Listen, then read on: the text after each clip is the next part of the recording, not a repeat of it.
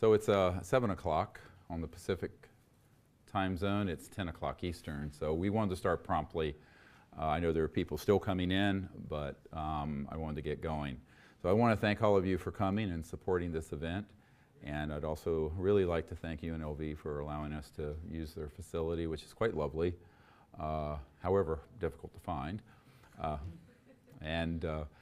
want to thank the folks who have been here volunteering, Linda and An and Ricky and all the people who are, all these events that we do are put on with volunteers. So it's a labor of love for everyone. I'd like to thank them for their help. They've been helping me all weekend. This presentation is a follow-on to what I presented about a year ago in Washington on the deep national security state and the UFO and extraterrestrial issue. How many people saw that? And I'm just curious. So it's a good thing to look at. You may want to see it again in light of what I'm going to be sharing tonight. And what I want to share tonight is personally very difficult. And the reason it is that this issue and this presentation will be the most difficult one I've done in 26 years. It will be very controversial. It's, as a trauma doctor, an emergency doctor, I tell people I'm accustomed to giving folks bad news. So this is very, very bad news. And I'm not saying that to be at all melodramatic. I'm telling you what the truth is. And the only reason I'm doing this is that there have been information coming in, pinging my system, indicating that we're getting closer to the hoaxing of events to stampede the world into something that would make 9/11 look like a picnic. And there are a number of signs that have been mounting on this issue over the last 6 to 9 months. And I'm gravely concerned about it. So for that reason, without being able to say that anything is imminent, my philosophy has always been an ounce of prevention is worth a pound of cure.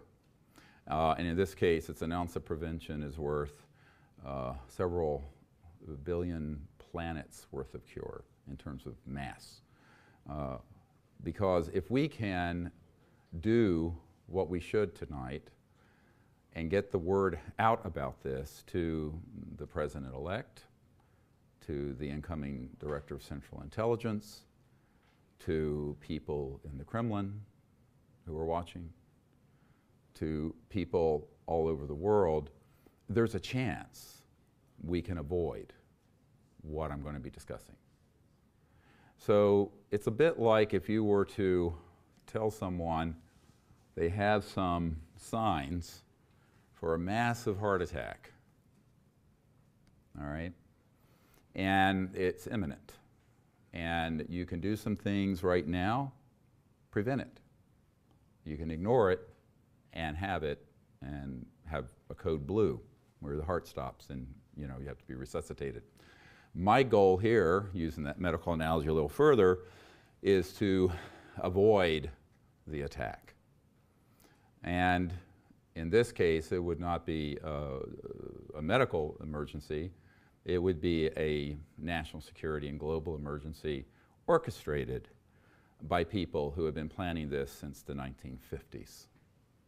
So what I'm going to be discussing is what in the parlance of the Pentagon, CIA, counterintelligence programs is known as a false INW, or a deceptive INW, or indication and warning.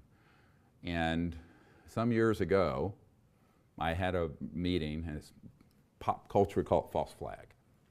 Some years ago, I had a meeting with the head of the Defense Intelligence Agency and General Patrick Hughes, and the focus of that briefing, which was quite extensive, was to give him information so that he would not be deceived in the event of a false or deceptive INW, indication and warning, dealing with the UFO and ET issue. As it turned out, the general had no knowledge of either the UFO issue, the extraterrestrial issue, or the fact that there was already afoot, planned since the 1950s, a program, a longitudinal, long-term, multi-generational program to hoax a threat from outer space when there was none, or is none. This was something that the general was very concerned about, because prior to the meeting I'd sent a briefing through courier to the general. He's a 3-star. And he was unaware of any of these issues. And he sort of mirrored what he said, almost word for word, what the first director of the CIA that I briefed in 1993 said, and that is, I have made inquiries into this issue, but I have been provided no information. And at that point, he goes over to a bookshelf in the meeting room for the general, which is in the E ring of the Pentagon, picks up a doll, a little E.T. doll, looks like one of those little things you get at a toy store, and he held it up, and he was, with great anger, said, "This is all I have gotten for my inquiries on the UFO issue." And it was, of course, people making fun of him. And I said, yes, that's typical. However, there are people on your senior staff who are permanently assigned to this directorate, to being the director of the Defense Intelligence Agency, whereas the director rotates, just like the CIA director rotates. And they know about it, but they're not telling you because they want to keep you in the dark. At that instant, a full bird colonel who was at the briefing stiffened visibly and became quite agitated, but remained silent. And my military advisor and I afterwards compared notes and said, that man was the gatekeeper deceiving the director of the Defense Intelligence Agency. Now that little vignette multiplied all throughout the dysfunction of governments around the world. And so you have people who often, you would think, who would have knowledge of these issues. And it turns out they do not. And then there are other people who should have nothing to do with something this sensitive, who are running the projects outside constitutional oversight of the President, the Congress, and their appointees, and of we, the people, most importantly. This is why Admiral Roscoe Hillenkoetter, the first CIA director when it was formed in 1947, took the place of the OSS, said in a letter that the secrecy surrounding UFOs was a threat to the national security. This is why Eisenhower said the secrecy, unwarranted secrecy is what he said, it could be a threat to our democracy and our way of life. And they were referring to this dynamic. So what we have to do as the people, and I'm a citizen, I mean, contrary to rumors, I don't do anything except pro bono free briefings for people in government when they ask me because they found out, oops, this stuff is true, who can I go to and find out what's really going on? And I'll be called into a briefing. But the problem is, in that vacuum of secrecy, extreme, illegal, unacknowledged special access projects, which is what they're called, at a compartmented level, and I was talking to a gentleman today about this, at least 21 levels, compartments, past the level of the President. 21 levels.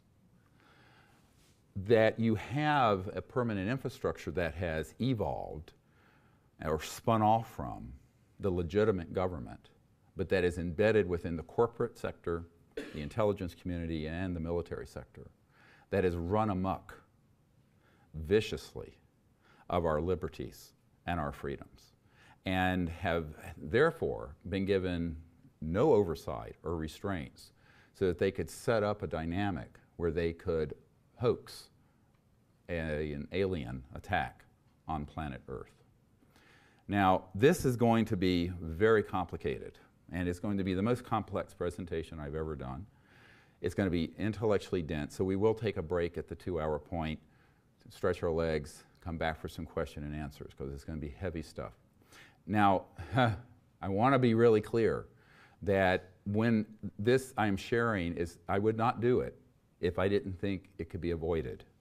I would just keep my mouth shut and retire. I think we can avert this. I think that we can avoid the heart attack, as it were, using the analogy I used earlier. And that's why I'm standing here before you. Otherwise, I would have given up on this in 1994 when I first learned of all of these issues. So in 1994, by that date, I had learned that there was a sub rosa, deep national security state operation, that had completely gotten out of control. So badly that when I brought this up to the general who was in charge of the Defense Intelligence Agency, General Patrick Hughes, he said, yes, my father in the 60s knew of such a thing that had happened. We all thought he was a kook. We didn't believe him. He says, it wasn't until I got into this command as head of the Defense Intelligence Agency, which is almost as big as the CIA, maybe bigger. That's the Pentagon shop for intelligence versus CIA civilian. And he said to me that, that his father eventually committed suicide over this issue. So, very heavy. I mean, this is 10 minutes into the briefing. This 3-star general sharing this intimate and devastating fact. And I said, well, I can understand that. You know, I mean, a lot of people have. So I said, but we can't, and he said to me, he says, how have you stayed in this game? I said, I put my vision on the far horizon.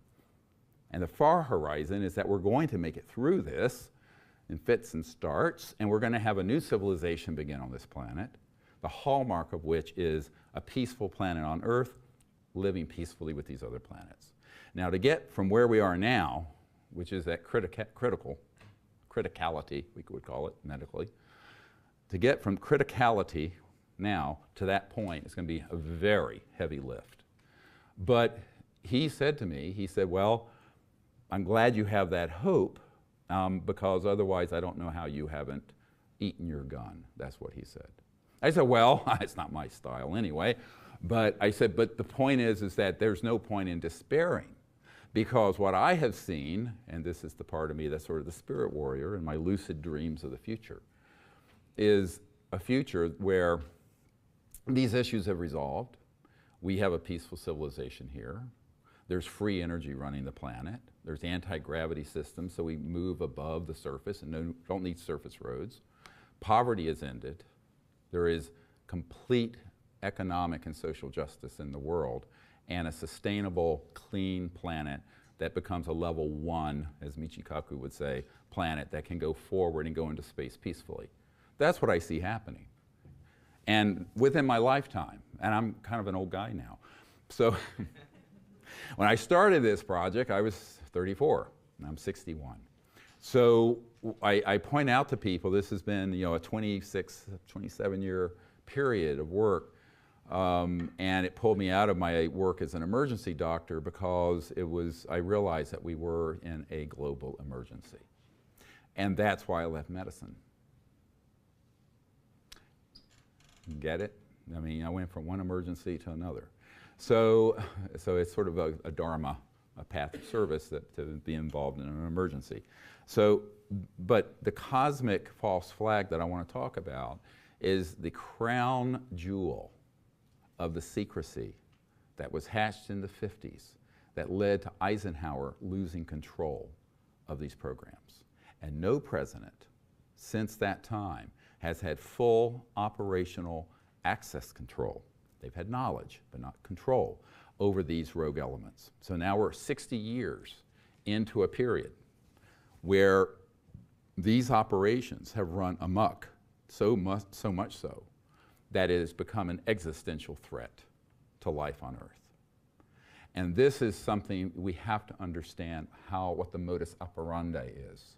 What are the means for achieving this goal? And I was asked today by a gentleman I was meeting with, he says, when do you think they might do this? I say they began in 1950 something. It's already happened.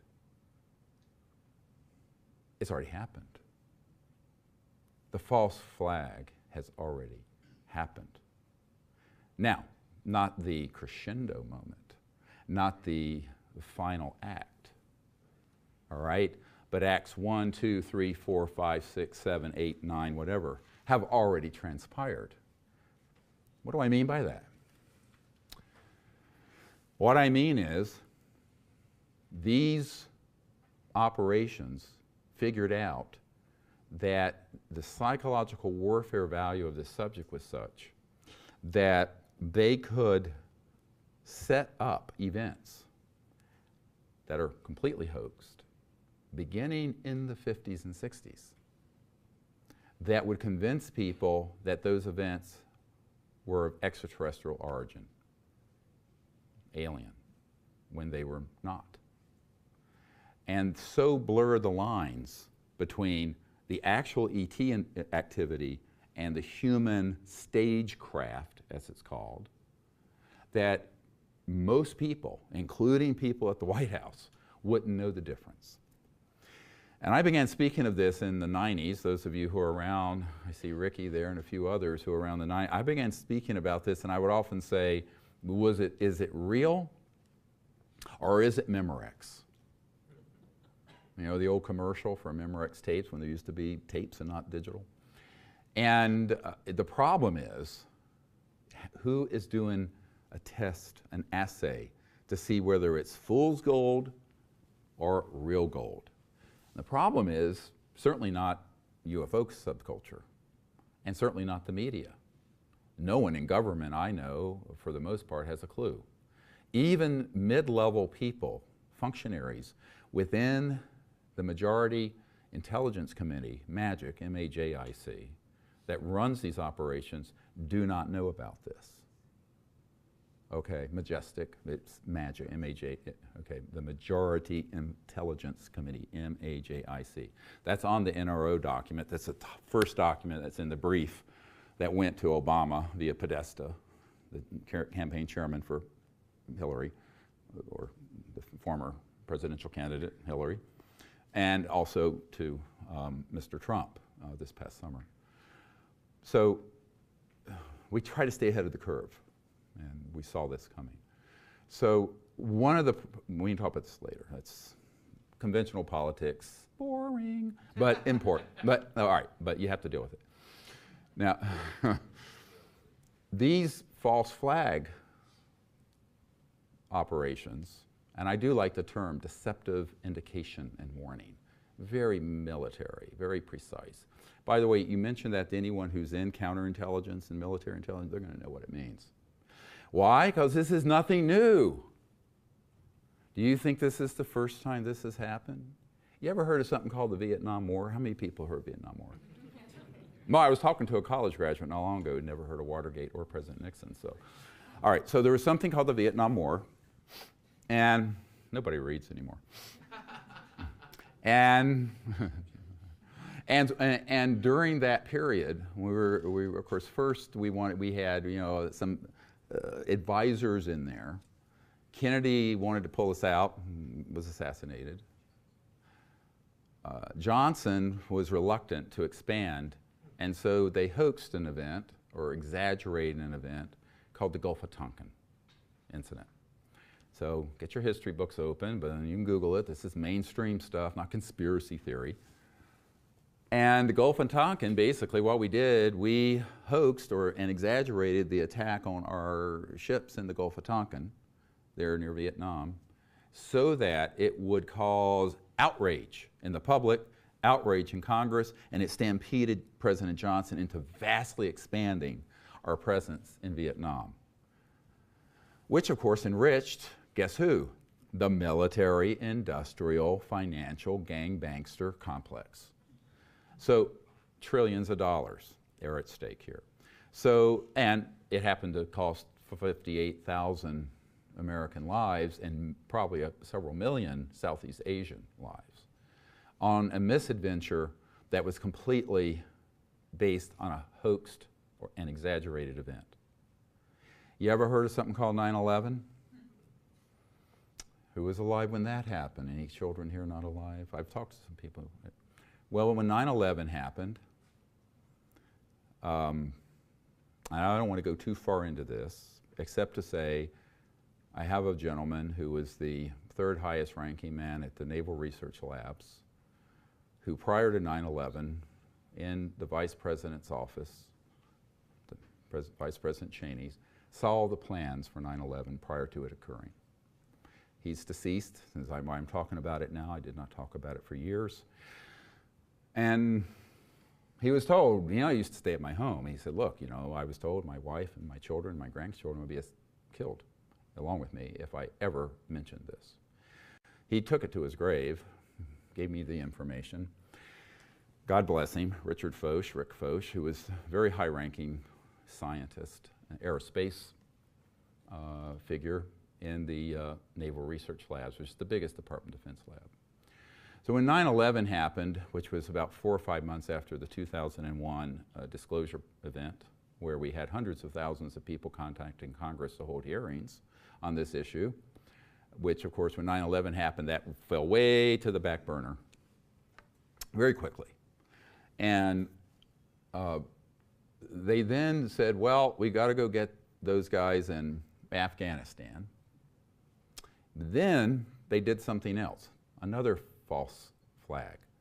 They concocted false intelligence, yellow cake, remember the story yellow cake, uranium, out of Africa. They made up all these stories.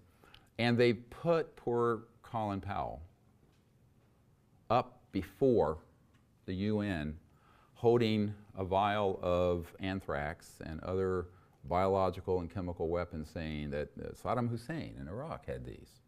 He did not. And he was put up there thinking that he was being provided accurate intelligence when he was not. And there are people on the inside who have come forward saying that they knew that that intelligence was wrong or very likely wrong. But based on that, we went into Iraq, where we are still embroiled, blew up that whole area of the world. Now we have ISIS. And this was all planned and known with malice aforethought. So we don't have to reach back thousands of years with Trojan horses and machinations of Machiavellian psychopaths who have been militarists in the course of human history. We only need gaze back from Vietnam to today to see the extent to which these false flag operations, hoaxed events, exaggerated threats can stampede a populace and the Congress and the presidency into very dangerous and bad decisions. Now, the mother lode, the sort of the crown jewel of that kind of event is what has been planned assiduously since the 1950s, and that is a threat from outer space that is alien, that would unite the world around a military junta, a militarism, that would put all of humanity together, but against one or more extraterrestrial races. Now that plan, which they came up with in the 1950s, has been very carefully rolled out. And as you know from my friend Carol Rosin, who was Werner von Braun, the man who invented the rocket for Adolf Hitler, the V-2 rocket, and who then was brought in under Operation Paperclip by the OSS into our intelligence community and into our aerospace program after World War II. She said that on his deathbed, he said, look, you know, first they had this plan, there would be the Cold War, when we could have had peace with the Soviet Union. Then there would be nations of concern and global terrorism. This we put out prior to 9/11, by the way. Then they would pull out the big one, and that is the threat from outer space. And it's all a lie. And that's what he kept saying, it's all a lie. And now when Carol Rosin first told me that, I said, yes, I know that. She said, you know about this already? I said, yes, I learned about this in 1993 and 1994. And she said, well, what are we going to do? I said, well, what can we do? We have to expose it. We have to expose the big lie. And if we do that, perhaps we can fulfill what The Who said when they had the famous song, we won't be fooled again. But it turns out we were fooled again. They were singing about the Vietnam War, of course. Everybody know that song, We Won't Be Fooled Again? I'm not a good singer. Anyway, but I went to go see them, actually, in Atlanta when I was an 18-year-old, and they sang that song. And it was very interesting because everyone thought, well, we're going to learn that lesson in Vietnam. We forgot it. And we had Iraq, and we forgot it. So they let a certain amount of time goes by, the population becomes complacent, we have a very short-term memory on such things, and then they move another one forward. The reason this one is the big one, that has been very well planned, and what I'm going to share tonight is going to ruin some very big plans if it's taken seriously. So what I'm telling you is extraordinarily dangerous. I mean, this is, if you were to rank this on a scale of 1 to 10 of sensitive, compartmented intelligence, information, this is as high as it goes, 10. Now, I've had it confirmed, and it's going to be in our movie, Unacknowledged.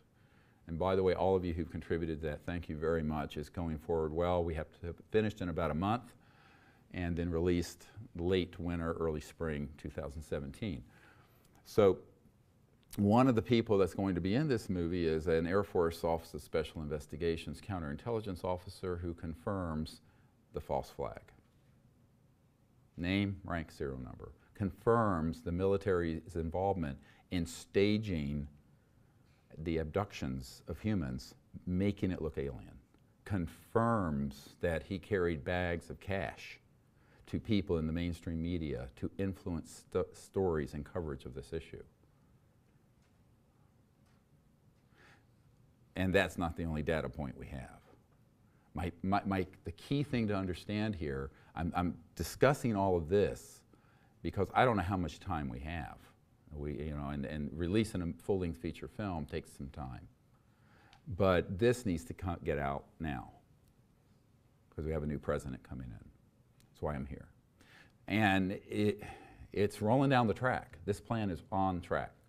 Now, when they began to discover, and I want to put this into 3 categories. You have assets that are material, stagecraft.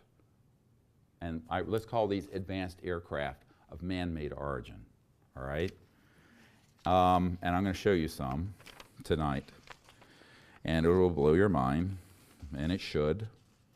But things like this.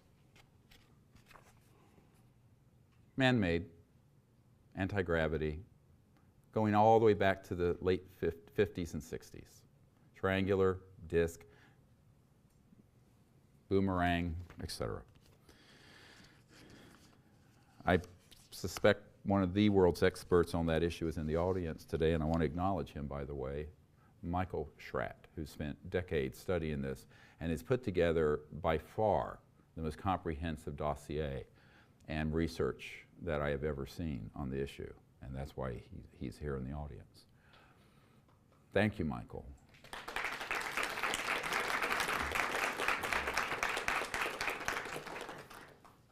Now, what you need to understand is the gentleman I referred to and other people have confirmed this time period to me, that around October 1954, we attained gravity control. So gravity control meaning electromagnetic systems that affect an object so it becomes seemingly weightless, levitates, and corrects for gravity. Now, that research actually began with T. Townsend Brown and others in the 20s, if you look into this. And the Koloski-Frost experiment in Germany and others were using very high voltage, high frequency systems at certain hertz, cycles per second, that would cause a change in the atomic structure and the magnetic field in such a way that you could essentially cancel mass. Okay, so without boring people with a physics lesson, if you make something close to massless, no weight, but weight is different from mass, massless, then you can accelerate it at enormous speeds with very little power. And it can go right-hand turns, go up and down, and if you can control for the interior at 1 g, in other words, one gravitational field, then you can go at 100,000 miles per hour, make a right-hand turn, and your brains don't come out of your ears, which was what would happen in a jet aircraft. So that work was being done in open source and then classified projects since the late 20s. The secret weapon that we had was the atomic bomb. The secret weapon Adolf Hitler was working on was this. Okay, and the so-called Nazi bell, they never got it stabilized. Now, so it would lift up and move around. We have video footage of it. It'll be in the film, actual footage. However, they never got it stable enough to do a lot with it. So Werner von Braun, Hermann Oberth, and others who'd worked at Pinatubo and these other facilities for the Germans in World War II were brought into, instead of being executed, like many Nazis were, they were brought into our intelligence community, into our aerospace community. And some of them, unfortunately, took it over from inside. So in a sense, we're living through the Fourth Reich. We defeated World War II, was the Third Reich, Nazis, but they learned to, instead of clumsily stumbling around doing it that way, they went subterranean. So the globe today is a Fourth Reichian fascist order. Now, I say this with no pleasure, and I am not speaking hyperbole. And that is the problem.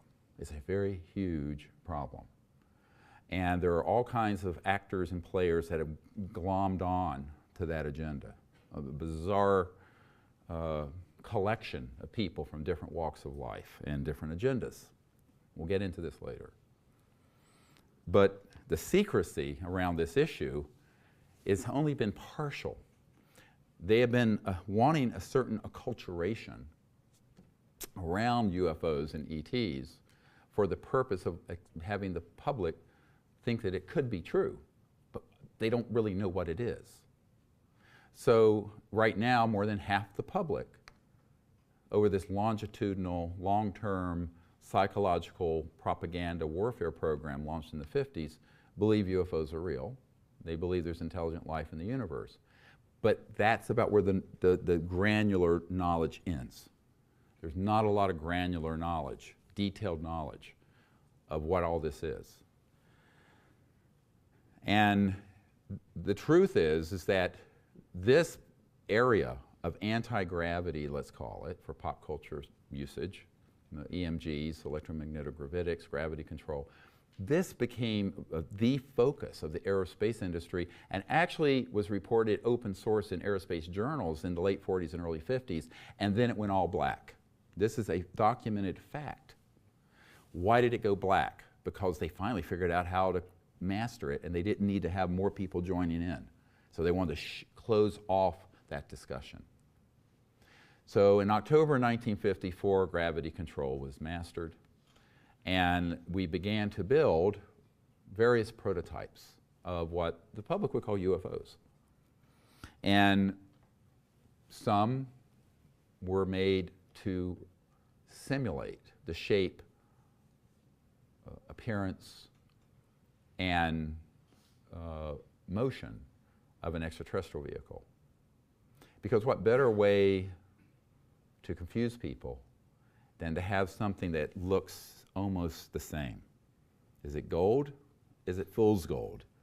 Is it real? Is it Memorex? Get where I'm going here? This is how the spy masters operate. And luckily for them, and unfortunately for us, with the absence of the Fourth Estate and independent science and independent oversight from the public interest, the Commonwealth, they've been able to get away with enormous deception since the 50s. So I call those the assets that are material, physical craft.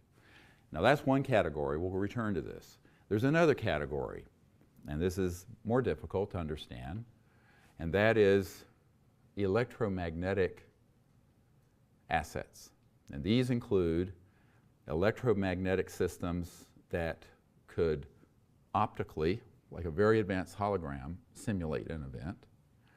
Electromagnetic systems that have been called popularly electronic warfare systems that are psychotronic and radionic that interface with consciousness and thought, and electromagnetic systems that can affect large segments of the population when targeted. Now, these began to be developed quite in an advanced fashion by the 40s and 50s. And by 1956, it had been accomplished to the point of state-of-the-art. So about a year after I was born. And then the other asset, the third category, is human intelligence, human assets. And these are folks who, some wittingly, some unwittingly, have been provided with a script and experiences that they honestly believe are real, but that have been programmed and are like very advanced consciousness holographic experiences. If you will, electronic hallucinations. And we'll get into this also. This gets into some issues that are going to make me very unpopular with some folks. I don't care. I mean, we don't have time for that. I don't care if you like me, love me, hate me. People got to know the truth on this. So I really don't. I'm not running for mayor of Crazy Town. I just want, just want the truth out because we can't afford this childishness. Now, so those three categories in general are what we're going to focus on. First, let's talk about the air forms, let's call them, material assets, that are being made by Lockheed Martin Skunk Works, Northrop Grumman, my uncle's old company, Boeing, Phantom Works, etc. And I have many, many people who have worked in these aerospace programs, also at EG&G here. I mean, we're in Las Vegas, in the Nellis Range, so-called Area 51's up the road. It's an old facility, but we'll talk about which facilities are key. But those military and corporate contractors have always had compartmented operations dealing with this, going back to after World War II. Now, some of the material that was being done by the Nazis with the so-called Nazi bell that was anti-gravity, but it was not well controlled, and they hadn't developed it well by the end of the war. We detonated the first atomic bomb first. Began to get more and more perfected. And as I mentioned, by 1954, gravity control was attained. At that point, we had a race to see how we could, how many of these forms we could develop, and the research between the mid-40s and the mid-50s was augmented, assisted, or propelled forward by the reverse engineering and study in a separate compartment of so-called extraterrestrial materiel. I'm referring now to things that some of you have heard about, like certainly the Roswell crash, Kingman, Arizona event. There are others that have happened, and these objects, which were downed with electronic warfare systems, they didn't just fly in and crash in an electrical storm. That's a myth. You don't go through interstellar space and come into the atmosphere of Earth and oops, I can't navigate, and then just suddenly crash. And it happens to be right by the only atomic bomb squadron in the world in Roswell, New Mexico. That was the only 509th Bomber Squadron was the only place in the world at the time of that event. And the interstellar civilizations were worried about what is going on Earth, because when we detonated those bombs, it was picked up by them. And they came. And they're here. And they're worried. And they should be worried. So that's what opened up the modern era of UFO extraterrestrial activity. And this is why you need to call this what it is. There's two things here.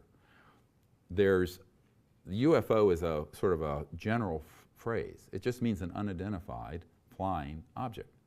Well, it's unidentified only to people who are not informed.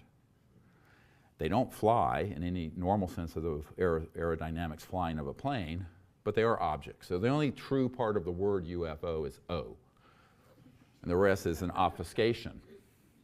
So a blurring of the truth. But if you use that pop culture term of UFO, there are two types. Man-made ones here, interstellar extraterrestrial ones here.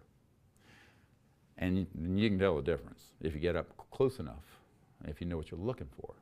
And we'll talk about that.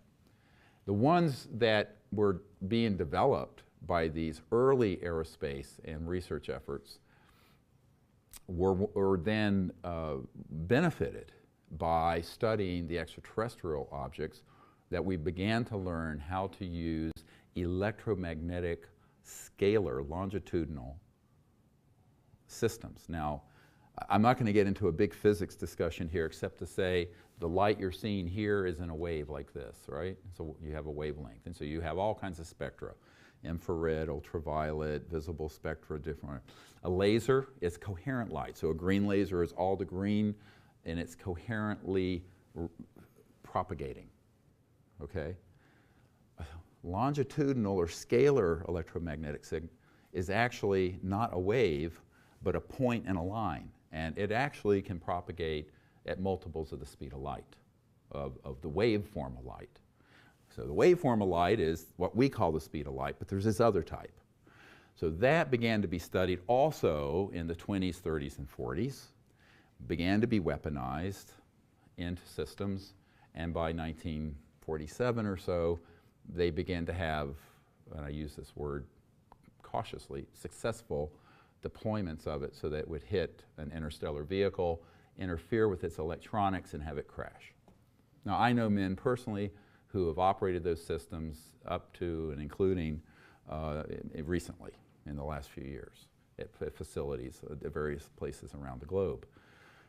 So when you begin to hear that beginning from the 40s until not that long ago, there were multiple crash retrievals of these objects, it wasn't because these interstellar civilizations who they're running around with IQs of 400 to 600, so I'm like a Down syndrome child, and but they're very advanced. They were running into the deployment of these systems, and they were based all over, and they began to be based all over the planet. And by the 1960s, they had successfully propagated those around the globe in enough locations covertly that they could track and target an extraterrestrial vehicle, hit it, and have it become disabled. Now, obviously not every ET object that appears has that happen, so it's not like it happens every nanosecond, but it has happened dozens and perhaps hundreds of times. I met with an officer in the Air Force, in the Army, who was at Fort Huachuca out here in Arizona, Army Intelligence Headquarters, who had been in an underground facility in the 70s where there were 9 extraterrestrial vehicles and autopsied bodies that were in storage there. So, and that's just one facility, and that was 40 some years ago. Fort Huachuca. It's near Tombstone, ironically, Arizona. So these facilities began to be developed that are all underground, and they were studying the extraterrestrial material.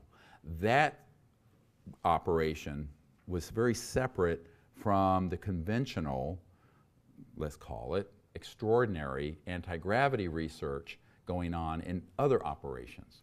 There were very few points of contact. So this is where you get into a complex understanding of TSSCI, Top Secret Special Compartmented Information or Intelligence. And the compartmentalization is very, very specific. And there could be people working on, say, gravity control systems for the Lockheed Skunk Works, but they weren't allowed to talk to and didn't know anything about the people studying the extraterrestrial materials, but there would be a few points of contact that would bridge it over. All right, but very few, very tightly compartmented. That's how that is structured. And I have had the privilege of interviewing people who've worked on both sides.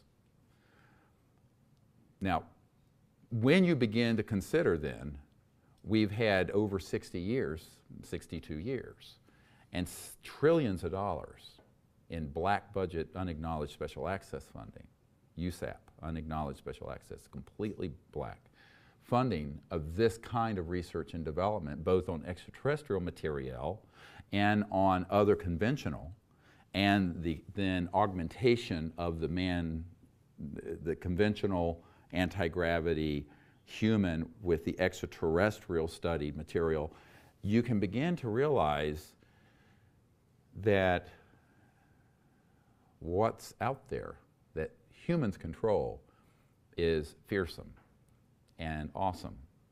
And unfortunately, to the lay person or to the average general, admiral, or president, is indistinguishable from an extraterrestrial object in their mind. So that is really the danger point.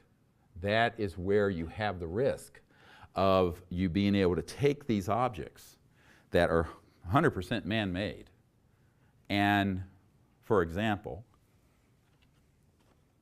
this boomerang flying object seen through around the Hudson Valley, I believe this one, and the Hudson Valley events and the reported up and down, I think it was 88, something like that. And people got right up underneath it. Look what's underneath. Can you see that? Little tubes and structures and grids and what have you. That's not extraterrestrial. That's man-made. Probably out of the Boeing Phantom Works out of Seattle. And they were just seeing what the public would do. So people were stopped on the freeway reporting it. Tens of thousands of people saw these. Silent. A little bit of a humming sound, like a transformer. 100% man-made. 100% fooled everyone looking at it. Thought it was E.T. This is what I'm saying. The false flag's already happened. But they've been beta testing the system with these kinds of events. Another one that was reported are the big flying triangles, 200-300 feet across. Remember these? Belgium, other places. Look underneath. So these have been reported, and they have a grid structure, very manufactured, very man-made. Silent, except for a little bit of a humming sound when you're close. Electromagnetogravitics, floats along. Now, here's another layer of confusion that I didn't get a chance to share this with Mr. Schrad. There are extraterrestrial objects that look like and approximate the man-made ones. Now, you want to get a little more confused. Consider that if there's an extraterrestrial event that happens, they will then put up a man-made one, and they'll hoax a man-made event piggybacking on an extraterrestrial one, just to really confuse the picture. And that's happened many, many times. And there's a plethora of these that are very strange looking. This is another one. You see the structure? It's reported in a case. Now, Mr. Schrad has collected the best eyewitness documents of these at close range from people and then done models and drawings and what have you, and they're excellent. And these are all man-made. Now, to anyone who would casually see this, and then objects that were very similar to what was seen in the Phoenix Lights, these sort of objects. You know, a fraction of a mile across. Also, can be, not always are, can be human man-made ones. If I'm confusing you, I apologize. But I think the nuance of this can't be lost anymore. We can't be simplistic and, frankly, stupid. And that's why when you have these wonderful, renditions that he's done. Here's another one I showed earlier. And this one. And this is a wonderful. You can zoom in on this one because someone got up close enough to this to see the structure under this anti-gravity system. Man-made also. So there's an entire history of aerospace research and development that's now 62 years on, using technologies that are having to do with mass cancellation, anti-gravity. And those have been deployed purposely so that people, it'll get into the media and thousands of people will see it, and it will either hide an extraterrestrial event and overwhelm it, or it will simply be a way of them testing the system to see what will the people say, what will the media say, how are they going to react, and then they can refine their algorithm, their protocol for how to do the hoax down the road. This is how they refine the false flag over a 60-year period. Now, one of the people who you all have heard of, I'm sure, who was the Lockheed Skunk Works head for years until he passed away, is Ben Rich. And, you know, I have people who were at meetings with him where he confirmed that we had things that could, quote, take ET home. And he also acknowledged that every point in space and time is connected to every other one through consciousness, and that telepathy, as it's commonly called, is real, etc. But Ben Rich may not have had all full access up to that level. And in some letters that we have, courtesy of Mr. Schratt, and these are, I just laid eyes on these today. I have a letter, Lockheed Advanced Aeronautics, to a gentleman, Mr. John Andrews. He says, and the first letter that was written to him was, do you think that the UFOs are real, and et cetera, and so on. And he says, in response to your letter, I am a believer. So is Kelly Johnson, who of course, was a U-2 spy plane. With regards to another gentleman's comment, I do not believe any Lockheed person could or would have made that commitment. Rest easy. Anyway, and it's signed Ben Rich, July 8, 1986. And so in this, the letter, he asked for a clarification. And he says, did you mean UFOs as in man-made or extraterrestrial? And Ben Rich, the head of the very famous Lockheed Skunk Works, says, Dear John, this is the July 21st, 1986. Yes, I'm a believer in both categories. I feel everything is possible. Many of our man-made UFOs are unfunded opportunities. He underlined UFO and unfunded opportunities. In both categories, there are lots of kooks and charlatans, so be careful. Best regards, Ben Rich. Here it is. Explosive. Dispositive. Now, he, again, would not have had a complete all-access pass into every compartment, extraterrestrial and man-made, because the intelligence officer that we have recently interviewed confirmed that the area at Nellis Air Force Base that dealt with man-made advanced UFO-type anti-gravity was completely separate from and hermetically sealed from the extraterrestrial facility underground that was run by people, not ETs, but that had the ET craft they were studying. We've also had it confirmed that the very famous Cash Landrum case, how many people have heard of this? In the early 80s, and there was a craft outside Houston that had a core breach and was spewing radioactive material and injured and killed a couple of women. And looked like a saucer, and it was flying, and they had to call in helicopters to assist, and it made a crash landing in a remote area. This Air Force Office of Special Investigations official, on camera, admits that he was the principal investigator that, for the Air Force, put out the cover story that it was a UFO, and he said it was one of ours, but the skin of the craft, the shell, was extraterrestrial. The power plant, which they had not been able to fully figure out, had a hybrid system that had a nuclear power component that had a filtering problem and a core breach and began to spew radioactivity on people. And this is on camera. This is a lieutenant colonel, name, rank, serial number. I'm telling you, this is going to be explosive, this movie, Unacknowledged. So what you need to understand is that the intelligence community is thrilled if the UFO community says, it was a UFO, it was all alien. When in reality, it's not that simple. It's both, some of it's ET, some of it's man-made. Some of it's both.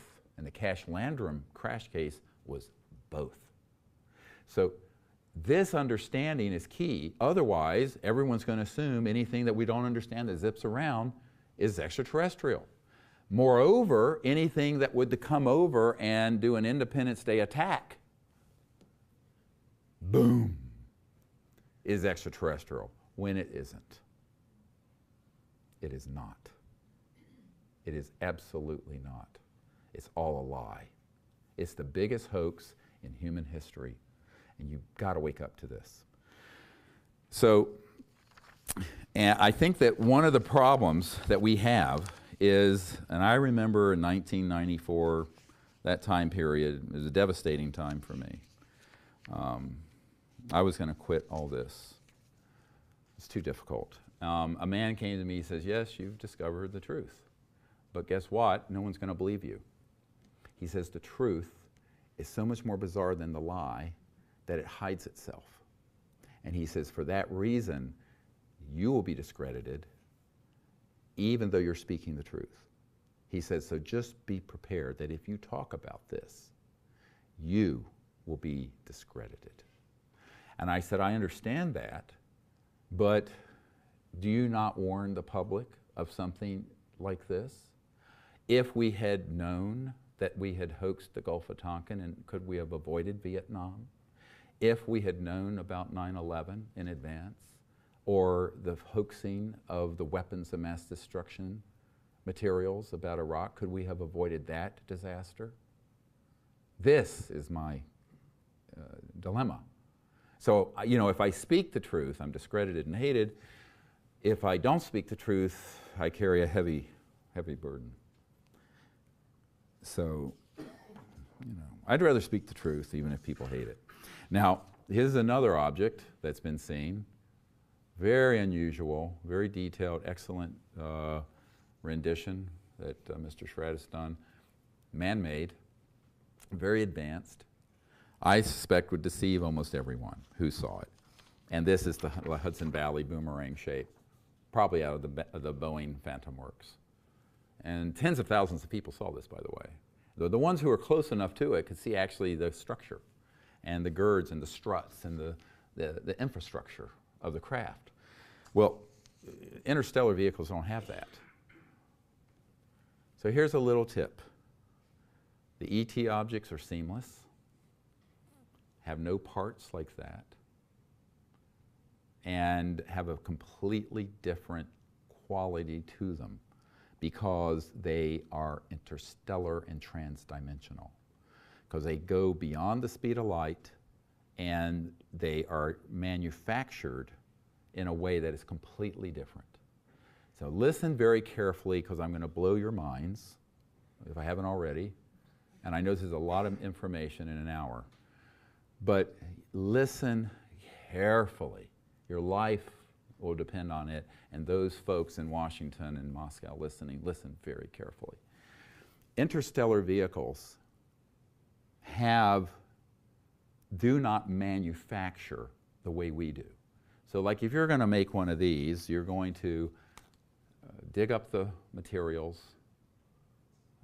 put it through a mold, rivet it together, have plates and struts and parts, right? But it's got a power plant on it that's electromagnetic-gravitic, mass cancellation, it floats, it's silent, looks and sounds like a UFO, and it could be a saucer, it could be any shape. They can make them in any shape. An interstellar vehicle is not manufactured that way. So I don't want to lose everyone with a lot of jargon here, but if you can for a moment, you ever heard of 3D printing? Imagine if you did 3D printing, but from another dimension. Think about that for just a minute.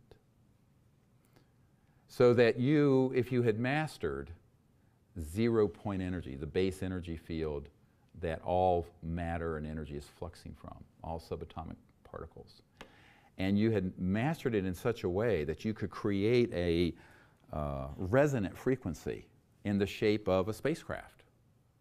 And it would then go from that fourth, fifth dimensional energy field into 3D as almost an extrusion mold. Does this make sense? And where it would materialize in that perfect form. It wasn't something that was put together by digging up those minerals, melting them, smelting them, and riveting them together. This is why they do not have those kind of moving parts and seams. They are seamless. Very important data point for those of you who will have a close encounter with a man-made object versus a close encounter with an extraterrestrial object. I'm trying to give you a little tutorial here. And I'll take it one step further. When they have retrieved extraterrestrial objects and they've done the assays, the metallurgical studies and atomic studies, the material is so pure that even in the vacuum of space, we could not create it with any known human technologies because it's being created transdimensionally using these sort of electronic fields that cause matter to be aggregated, if you will, out of thin air, out of space. Because everything, space is not empty. The majority of the cosmos, black energy, black, dark matter, et cetera, and so on, you can aggregate the subatomic, atomic, and molecular structure for any element, or any matter, or any complex molecule, and materialize it. Does this make sense? It is a known science in the very high end of the intelligence community. Now we're talking about something which the guys I know at the CIA call WSFM, weird science and frickin' magic. That is what they call it. Now, my uncle worked for Northrop Grumman on the lunar module, landed on the moon, and I talked to an engineer there not long ago, and he said, yes, we just call it PFM. And excuse my language, pure fucking magic. And he says that's what they call it. He was an aerospace engineer. And so when you begin to deal with these sort of very advanced technologies, there are grades of it. So there's man-made anti-grav, there's man-made anti-gravity systems that have been hybridized studying extraterrestrial materials, a notch up. Then you have the purely extraterrestrial objects, which are a quantum leap beyond. Now, since Ben Rich died in 1995, and he made those comments, in the last 21 years, trillions of dollars have been spent on this, and some of the most brilliant minds in the world have worked on it. Some of these gentlemen I know, scientists, and they've worked in the Cube, as it's called, up there at the Skunk Works underground, near, not far from Palmdale. And in the Cube, they've done things that are now transdimensional. So now they have the ability to hoax events that really, even more so, look extraterrestrial, but are man-made. Very dangerous business. Now, this is why the President-elect and the Congress and the National Military Command Center and the Director of the CIA and the Secretary of Defense and the generals on the Joint Chiefs of Staff, most of whom will never be read into what I'm sharing, need to know this. They have a need to know. And so do you, the public, so you're not fooled. Don't be fooled again. And Mr. Putin needs to know this, because there is a group that has malice aforethought and has planned to launch these assets in a way that would look like 100% like an attack on our planet or on human assets, calling it alien when it's being run by people. I call it the Wizard of Oz. So you have these guys, it's like the Wizard of Oz, remember at the end, they pull the curtain back and there's this old crudmudgeon pulling all the levers, scaring the hell out of Dorothy. And this is I call it the Wizard of Oz effect. But it's very sophisticated. and we should not underestimate their capacity.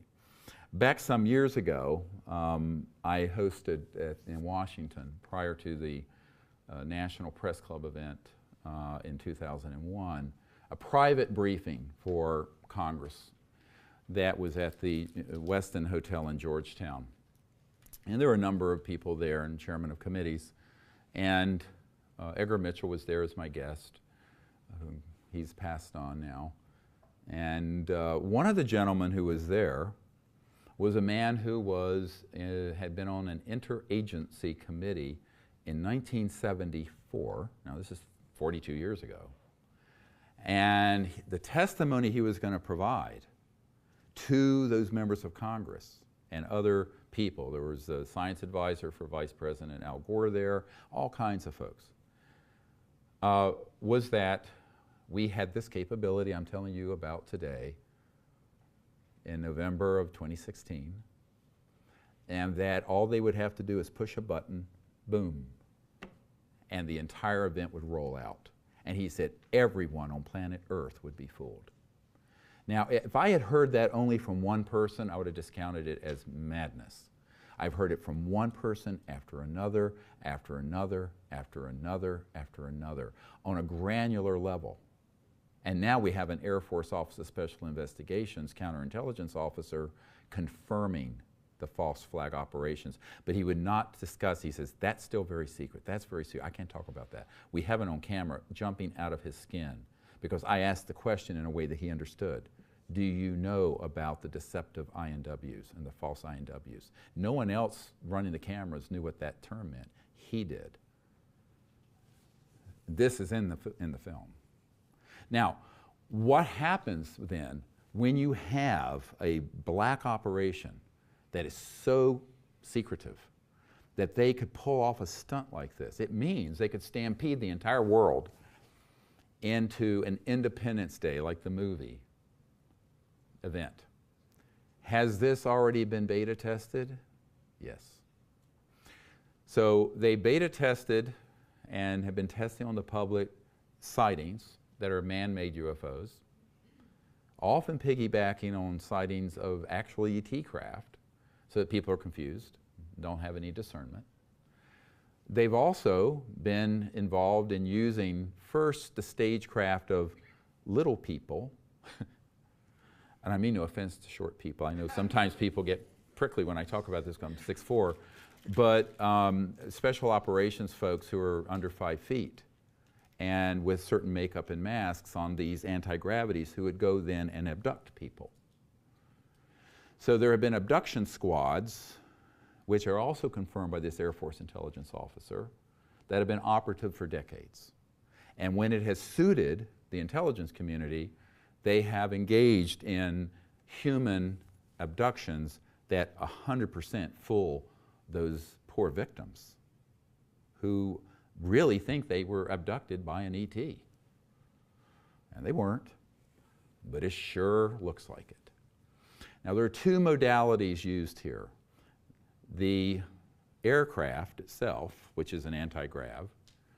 The stagecraft initially were special operations personnel who now they have robotic ones that look actually like certain species of ETs, the extraterrestrial biological entities in the EBINs. But they're man-made. I know several people who worked on making these creatures, and they've been called programmed life forms. But they have integrated circuits in their neural complex. They're 100% man-made. But they would absolutely fool 99.999999 to out to 100 decimal points. Anyone in the public that it was extraterrestrial. Those are fully operational, have been for decades. The early ones were these more clumsy attempts. It's also done in association with electromagnetic weapon systems that alter awareness, can make you black out, and also certain chemicals, drugs, canisters that'll be thrown and the person will then pass out, have no memory of what happened, and then awaken with this other event happen, having been abducted by an extraterrestrial. A lot of people have said, oh, Dr. Greer says no one's ever been abducted. I said, yeah, they have. and they attempted to abduct me out of my hotel room at the St. Moritz Hotel in July of 1994 when I met with Prince Hans Adam von Liechtenstein. So I'm one of those victims. I know what they're capable of. The difference with me is that I knew what it was. Now this gets more complex, and we haven't scratched the surface, and I don't know how disturbed you are yet, but it's going to get worse. Take a deep breath. So in 1989, there was a guy named Mikhail Gorbachev, who was head of the Soviet Union, and then during that period of the Bush era, President Bush, George H.W. Bush, not W, but George H.W., elder, who had been CIA director.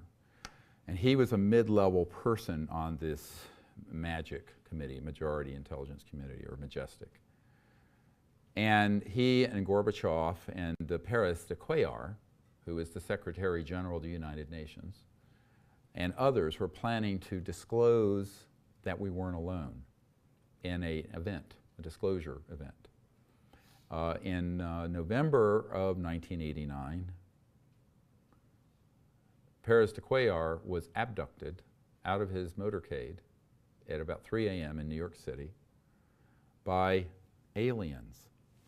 Now, I put in parentheses aliens, meaning human assets. And he was taken and on board this human-controlled abduction event, and told that if he were to continue with that plan, that the aliens would abduct everyone involved, including the President of the United States. And Prince Hans Adam von Liechtenstein told me this personally, because he was personal friends with Perez de Cuellar, the UN Secretary General. And the Crown Prince of Liechtenstein said to me, "This is why I don't believe you'll be successful at disclosing the extraterrestrial presence." And I just smiled and I said, "Well, I believe you have it backwards." And he did not know, this was in July of 1994, of the ability of the intelligence community to set up a hoax of someone like a world figure, political figure like the head of the United Nations. That actually happened. Now, because of that, Gorbachev, Bush Sr., the president, Perez de Cuellar, and others involved canceled the plans to let the public know we weren't alone, because they were concerned that, and I was told, and I'm quoting by Prince Hans von Liechtenstein, that this blew up like an atomic bomb in the Bush White House, and they said, we're staying out of this now. And ever since then, no one in that office has wanted to deal with this, because they don't know what's ET and now what's human. And the stagecraft and the ability to interfere with plans by people who are congressmen or UN secretary generals or presidents is so great that none of them want to risk that happening to them. Because in those elite circles, trust me, because I've been in meetings, those folks don't want that to happen to them. Or worse. This is why, you know, when I got this information to President Bill Clinton via his CIA director, 2 months or a month later, a very good friend of the Clinton family came to my home and said, well, they really support what you're recommending, but they're afraid that if President Clinton does this, he will end up like Jack Kennedy. And I laughed. I thought he was joking. And he says, "What are you laughing at? I'm being serious." This guy was a jokester, sort of bag man for the Democratic Party, fundraiser. And I said, well, if that's true, we really are in trouble. Now that was in January of 1994. And you can see why between December of 1993 and the summer of 1994, I was canceling my involvement in this subject. I had to be begged to stay in it, because this is very difficult. So this is how long I've known this. So I think that my problem, personally, I'm saying as a man, one fallible human, is who do I share this with, and when, and what detail? I am only scratching the surface. And because of what has been happening with the WikiLeaks, with John Podesta's emails about UFOs, the New York Times reporting on Hillary's interest in it, which this was a red line subject, the mainstream media starting to report it, they are being unleashed. To me, there are signs out there that this false flag hoaxing of an attack on the planet is closer than it's been in 22 years that I've been involved. Now, the gentleman who had this story to tell and who was an official on the interagency committee dealing with this specifically, who was going to testify in front of these members of Congress at that private meeting I set up in 1997, he told me that this was the most difficult thing he'd ever done because he felt like he was betraying some of his brothers in the intelligence community, but he felt the world needed to know. That night, he was sequestered out of the Westin Hotel by people who he had worked with back in the 70s and taken to an undisclosed location out in Virginia, and he never returned, and we've never heard from him since. He left a note under my assistant's door, Sherry Adamak, saying that I have to leave.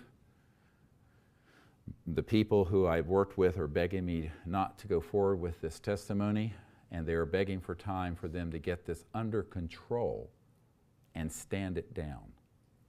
Unfortunately, I do not think he succeeded. I think these rogue elements have prevailed since 1997. It's almost 20 years later. And for that reason, we are in mortal danger of being deceived by this. Now, am I saying that all people who have had contact with ETs have been abducted by humans? No. I'm saying, though, that if you have trillions of dollars and the kind of technologies I've been referring to, and you have the intent to masquerade and simulate an alien contact abduction event, you can do it. So that is one of the chief issues that we have to begin to think about. What part of what we hear about in the UFO and internet and movies and books is ET, interstellar?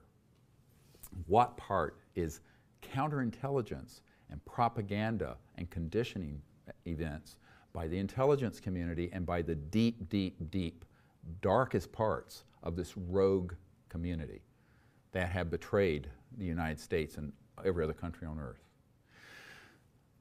Well, I'm telling you that their stagecraft, as they call it, is so good that there are very few people who would not be deceived by it. Which means that we have to approach every account we hear, every event that happens, with extraordinary, scrupulous skepticism. And we are not being skeptical enough. Now, I know I'm building a very long bridge for you to go over, and I apologize for that. And it's not my fault that you've been lied to for 70 years. As I was preparing to come here, my sort of gut check on this is that what is the right thing for me to do? And that is to send up a call, like Paul Revere. The British are coming. Well, the British are fine now, but this is coming. And let's not get fooled again. Now, I want to talk about another level of this, and this is a more complex one than what I've shared. And that is the electromagnetic systems, human-controlled, that affect consciousness and the human experience. Back in 1994, I met a man who headed up a research and development effort in the 50s. And he had developed an electronic system so that you could put on a headset and alter anyone, not a trained psychic, but anyone, so that they could remote view through consciousness the field of mind any place on Earth. He offered this system to me as the director of CSETI, the Center for the Study of Extraterrestrial Intelligence, because our prime mission is to create a time of universal peace and open contact. And we use remote viewing, but we use the more innate capability, meditative faculties, as you probably know. And I said, no, I don't want that, because that's going to lend itself to being misused. And he says, you're very wise. It has been misused. So after he developed it, the CIA set up a front company, I believe he called it Alphametric Corporation, that bought this technology and then took it in subterranean and has been developing it ever since. So he said, you know, we developed this so well that we can target somebody with an electromagnetic field that has embedded in it like a script or a hologram or a series of experiences, like a lucid dream. And that person will believe it's real, and it'll be indistinguishable from reality. And I am quoting now from this senior scientist. He said, it is so good that if we want you to have a personal conversation with your personal God, Jesus, Muhammad, Buddha, whoever it is, you'll have it, you will think it's real, and you will absolutely pass a lie detector test that it happened. That's how good it is. Now that was fully operational in 1956, 60 years ago. So now you combine that with the conventional stuff like MK Ultra. Everybody know the song, Muse, the rock group did a song called MK Ultra. But the MK Ultra stands for mind control, K like German control. And it was acknowledged CIA program. It came out during the Senator Church hearings back some years ago in the 70s, I believe. And they were using, what they acknowledged through those hearings was they were using LSD and other things to do mind control. The part of it that did not get acknowledged in the church hearings on Capitol Hill is what I'm discussing now. That was kept secret. And that's the electromagnetic systems. Some people call these radionic and psychotronic systems that can affect consciousness. They can also affect biological systems. They can induce cancers. They can induce heart attacks. They can do a lot of nasty stuff with these weapons, and they have.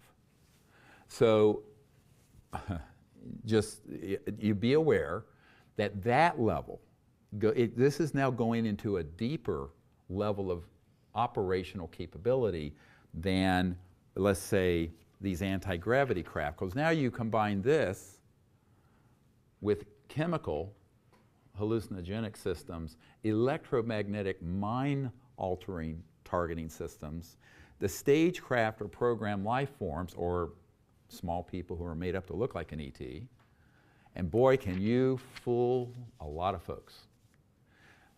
So this that I'm talking about right now, I was pulled aside by someone and said, if you continue to talk about this, you are putting your life in peril. We're going to not tolerate it. Now that was in 1994 also, because this is the deepest part of the secrecy around this subject. Nobody wants to talk about it. No one wants to acknowledge it. If you do talk about it, they think you're wearing a tinfoil hat. And you know, you're going to get ridiculed, you're going to be debunked, and the UFO believers are going to hate you because they bought into certain paradigms of us versus them and all this stuff that's in the pop culture and internet and movies and documentaries, and it's all a hoax. And the intelligence community is going to hate you. The public can't get their mind around it. It's a lose-lose-lose situation for a gentleman like myself. And, but I still feel compelled that you need to know the truth. A few people need to hear this who can be prime movers and help us. We're running out of time. And I think that this is why when I first got involved with this, I was early on, and I want to set the record straight on this, invited out to Lawrence Rockefeller's ranch out in the Tetons. And unfortunately, people call this the Rockefeller Initiative and this and that. what it was, and you can look this up online, it was Project Starlight. And Project Starlight I started in 1993 to put together people who would be whistleblowers and military witnesses and put the best available evidence together to get to the President and members of Congress to let them know about this. Now, Lawrence Rockefeller and I had a very private discussion on his deck that one of the nights we were all gathered out there. And I asked him, I said, we need someone like you to lead this up. I have 4 young children and I'm full-time in an emergency department taking care of life and death things 60, 80 hours a week. I really don't have time to do this. And he said, no, I won't do it. You have to do it. And I said, are you out of your mind? I'm a country doctor in North Carolina, rambling around in an ER. And I said, this is not something I should be doing. You're a Rockefeller. And I literally said, look, Lawrence, you're old, you're rich, and you're a Rockefeller. Just like that. I'm very blunt. And one of my uncharming aspects, I'm very direct. But he said, no, my family, referring to David Rockefeller, his brother who was head of Chase Manhattan Bank, who's part of this cabal, and his nephew, Jay Rockefeller, who was chairman of the Senate Intelligence Committee, also a member of the cabal, are jumping up and down on my nuts. And I'll just say that's what he said. Now, other times I've said my toes, but that's what he said. And I said, well, you know, I'm sorry about that, but blood's thicker than water. And he wouldn't do it. So he's played a support role, and we began to organize this effort. And in 1995, we had the Asilomar gatherings near Monterey, where we had KGB people, cosmonauts, military witnesses come together. We signed, many of us, not everyone, the Project Starlight document that went to the President. The Associated Press sued. It got released. It's on the website. Go see it. This is all a matter of public record. But what Lawrence Rockefeller said to me is that not only was his family upset, but it was too dangerous for him to do. And he begged me to just go ahead and do it. And with his hands, he made interestingly, a shape like this. Like this object. And he made like this, and he said, it's like a flock of geese flying along. And I want to be back here. And I'll be back here. We need someone up here. I said, yes, but geese, when they do this, they take turns rotating because because they're taking the headwind. And he laughed. He says, well, too bad. So that, the rest is sort of, as they say, history. But in these sort of corridors, there are a lot of very good people who really do want to see this resolved, but they don't know what to do about it. And I've concluded it cannot be resolved by these elites. It's got to be resolved by us. We've got to get educated about this. We need more whistleblowers to step forward confirming this information, like this Air Force intelligence officer who did an astonishing 3.5-hour interview. Now, only a few minutes of it can be in this 2-hour documentary that's coming out. So I'm going to, after that comes out, we're going to put the entire interview out for people to see. The entirety of it. Be stunning, shocking. But at the same time, we need to understand that if we can put out a warning call, all of you listening, to our friends, our neighbors, we can perhaps avert this disaster. And because putting the sunshine on this and exposing it neutralizes the threat. There's no element of surprise if we come out with information, and more people do, like Mr. Schratt, showing what these aircraft that men are making at the Skunk Works and at Northrop and at Boeing are and what their capabilities are. But we also need more people like these whistleblowers. Now there's a whole group of people. I'm not going to go through all this. I'm going to hold up a few of them who are part of a group who have been exposing the electronic warfare systems. Here we have an NSA veteran, Naval Academy graduate, a practicing physician who is targeted with these weapons, a whistleblower from DARPA, U.S. Army officer in physics, a whole group of people I have here who have come forward with these electromagnetic weapon systems and how innocent people have been victimized, targeted by them. And being one of those people, and I've been someone who has been targeted with these systems, I can tell you that if you know they exist, you won't be fooled by them. If you don't know they exist, you will. This is why, in the Vedas it says knowledge is the greatest purifier. If we have knowledge, then we can discern. If we have no knowledge and no information and we're in the dark, we can be deceived. And this is also why Lieutenant Colonel Tom Bearden put out years ago this book called The Real Star Wars. And Tony Craddock, my friend, just released it. I wrote the foreword to it. I had a copy of it here somewhere. And it's about these electromagnetic, radionic, and psychotronic systems. And this was released in the 80s. It's a little monograph this big.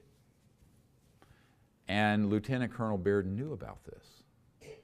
And so he began to talk about it. Now, so he could talk about it and not get in trouble, he always referred to it as Soviet technology. That was just a ruse. He had to. He had to, because he had very top secret clearances. But this information's been out for decades, but it's sort of hidden in plain sight. What I want to do is connect these dots to folks so that you understand that, yes, there are extraterrestrial civilizations. They're very concerned with what's happening on this planet. And yes, there are humans that have these assets that mimic and have reached, and I'm going to use this word carefully, parity, near equivalence with what an appearance would be of an extraterrestrial vehicle, because they have become more and more and more refined over the decades, up to and including very powerful electromagnetic systems that are transdimensional, can materialize things, if you go to Dugway Proving Grounds near Salt Lake City, near Provo, there are things going on there that look 100% ET, but they're not extraterrestrial, they're alien. They're man-made. But it's incredibly well-defined, well-developed. With that knowledge, maybe we will have discernment. And with that knowledge and discernment, maybe we won't be fooled again. This is my hope and my prayer. And if we don't get discernment, we're going to be sitting ducks, much more so than we were on 9/11. And I think that this is why, in my opinion, we have all have the responsibility to share this seminar and this information with the public, with everyone we know, as far-fetched as it may seem. Now, one of the things that I've wondered in my own mind is to what extent there have been people who are embedded in our society, who have had these scripted experiences and are sharing information that they believe to be true, but that have been completely scripted. Now, this is going to be very difficult for me to talk about. I don't like talking about personalities. You'll find that in the history of my entire career, I've talked about issues and information and not people. But with that said, I want to talk about a gentleman who I knew quite well, who's passed away, named Dr. Fred Bell. Anybody ever heard of him? A few people. Interesting character. So Dr. Bell, the name sound familiar? Bell, Alexander Graham Bell, descendant of Alexander Graham Bell. And he, in the disclosure material, is one of only a couple people who aren't named name, rank, and serial number. And I will tell you now, first time I've ever shared this, why he's not named. He shared information very important, but I had to be very careful of what I included. Now, this gets into the sort of unique responsibility I have in this regard. And he had been given over to the MK Ultra program at the agency at birth, as a very, literally at birth, to the intelligence community, to be programmed as sort of a genius in aerospace and technology, and to work inside the system as sort of a electronically, psychotronically controlled slave.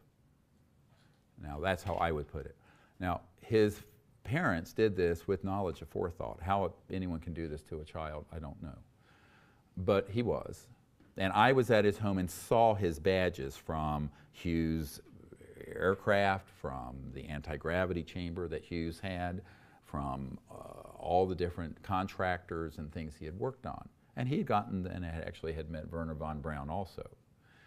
And his specialty, what they had trained him to do, was to develop weapon systems that would target, hit, and knock down extraterrestrial vehicles when they came out of trans-dimensional space-time into 3D. Now, I don't want to get too techie here again, but when you're going from the Andromeda galaxy, 2.5 million light years from here, to Earth, you're not going at the speed of light. It'd take you 2.5 million years to get here. That's what a light year is. It's the distance light goes in a year. So it'd take you 5 million years to go back and forth at the speed of light. Never mind the space shuttle or some piece of junk like the rockets and jets.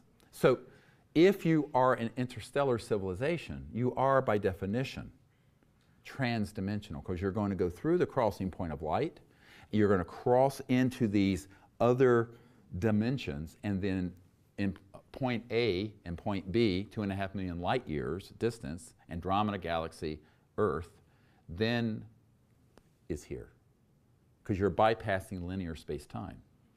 Does it make sense? And you can do this through teleportation resonance systems. Anyway, so, which, by the way, we started experimenting also with in the 50s, and were able to perfect. In fact, even before then, the so-called Philadelphia experiment, which didn't happen in Philadelphia, that's another long story, I won't get into the weeds here, was in the 40s. So these electronics were being experimented with humans, but interstellar civilizations perfected this many, many, many millions of years ago. Some of them are certainly hundreds of thousands of years ago.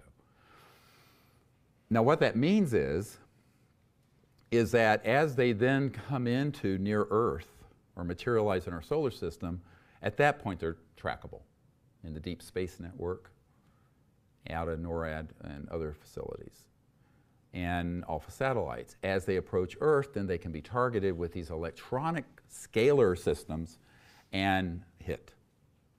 And that's what's been going on for over 70 years. This is an existential threat to Earth. Now, I have personal, detailed knowledge, and so did Dr. Bell. He admitted he was involved not only in developing the technologies, but present when they were being used, actuated, and would go out and witness them. Boom, one would hit an ET craft, drop straight into the Pacific Ocean. 1965. 51 years ago. So the fact that this has been going on for 70 years or more since Roswell, and there has not been a serious pushback, an overt pushback by these interstellar civilizations, is remarkable. I doubt we would have behaved similarly. And this is why I say to people, I think you should be much less concerned about the extraterrestrial civilizations than the human. And if you want to know where the problem is, go find a mirror and look in it right now.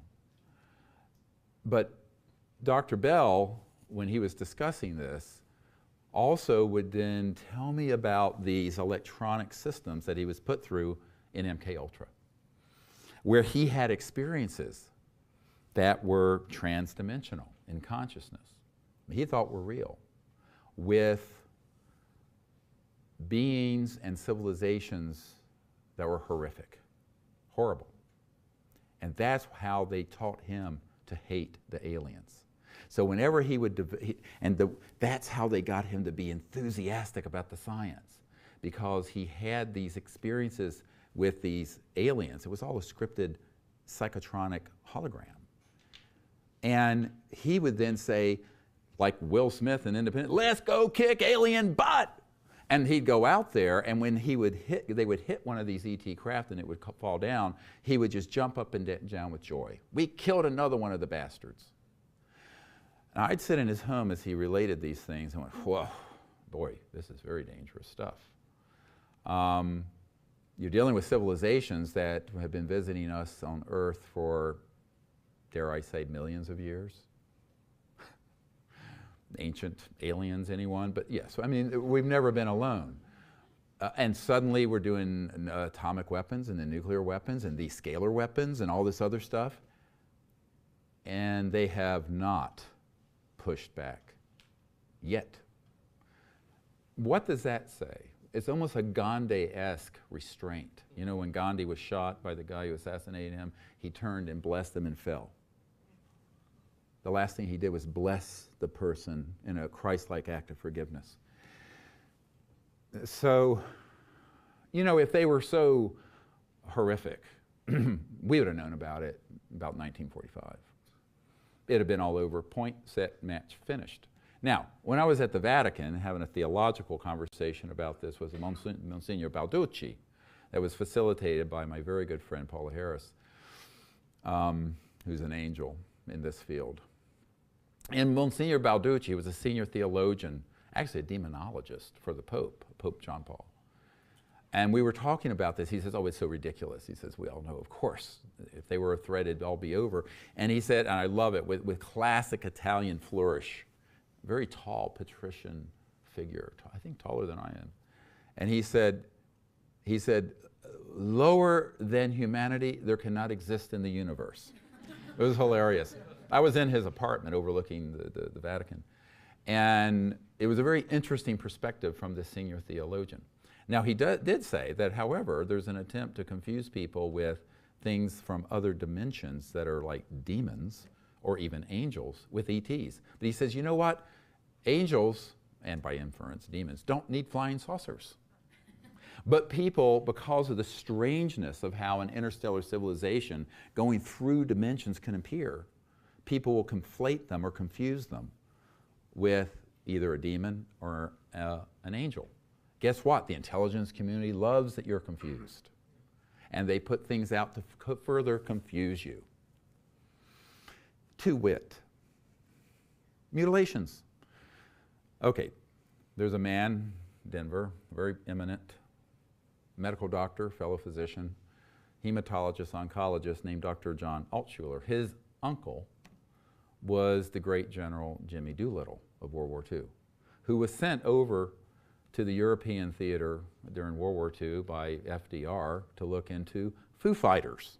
Yes, it's a rock group. Hello, Dave Grohl. But it was originally the object seen in World War II that the Nazis thought was a secret U.S. Allied weapon. We thought was a secret Nazi weapon. General Doolittle went over there, investigated it, and they were these trans-dimensional objects, spheres, balls of energy that would go around our aircraft, go down the center aisle of the planes, right between the men, out the other side, and this and that. And he came back and reported to FDR, and this is during World War II, that, and I'm quoting, he said, sir, those are interplanetary vehicles. So that's how far back this goes, and how far back has been studied very seriously. And so Dr. John Altshuler had a knowledge of this, deep knowledge of this, from his uncle, who was this general. He then lived in Colorado where Snippy the horse, y'all remember Snippy the horse? The first so-called cattle mutilation was a cattle that was a horse. He was called out because he was a pathologist, hematologist, pathologist, and he was interested in this. So he went out, began to study this in great detail, concluded they were all being done by counterintelligence operations using extraordinary technologies that are all human, staging it to look alien for its fear factor and its psychological warfare value. When did he conclude that? Oh, long before An Alien Harvest was written by Linda Moulton Howe. And this is known in UFO circles. Now the question becomes, and this is a very big problem, what would compel someone to continue to report out to the public things that are extraterrestrial when it was established by the only true medical doctor and scientist in the field decades ago that it was a hoaxed, staged, false flag, supportive, in other words, an event supporting the false flag directive from the 50s. I told you this would be very bad news for all of you and your belief systems.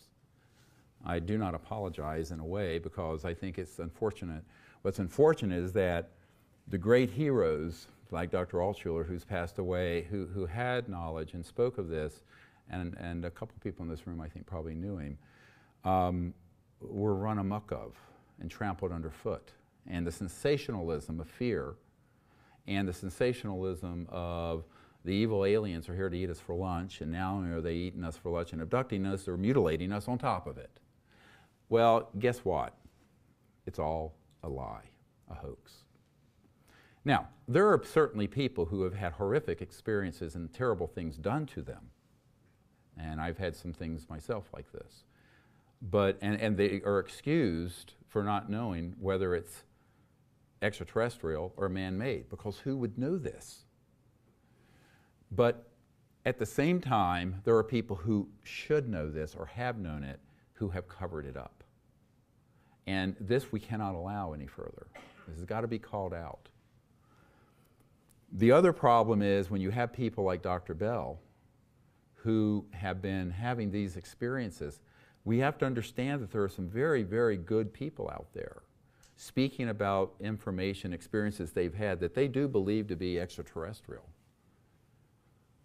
That, in fact, and I'm thinking now of a man I haven't met, but who is a wonderful gentleman from all accounts, a guy named Corey Good, and who's doing the Full Disclosure Project, and he and I are like hand in glove, supportive of many things, but some of the things he's recounting about slave trade and slave planets and things of this that he experienced because he was, as a 6 or 7 year old, I understand, taken into the military abduction program, like Dr. Bell. And I have no doubt he believed that those events were extraterrestrial. But I think that what I want people to understand is we have to be very careful about our assessment of what's out there in the universe based on people who have been in these programs who are, and I know that there was an executive at Gaia TV who was furious that I used this word, but who have been victims of this. And I don't think it's wrong to say if you're a 6 or 7 year old child and you're taken into a military abduction program and have stuff done to you, you've been a victim. I know that there are other people. I know Dr. Bell was a victim.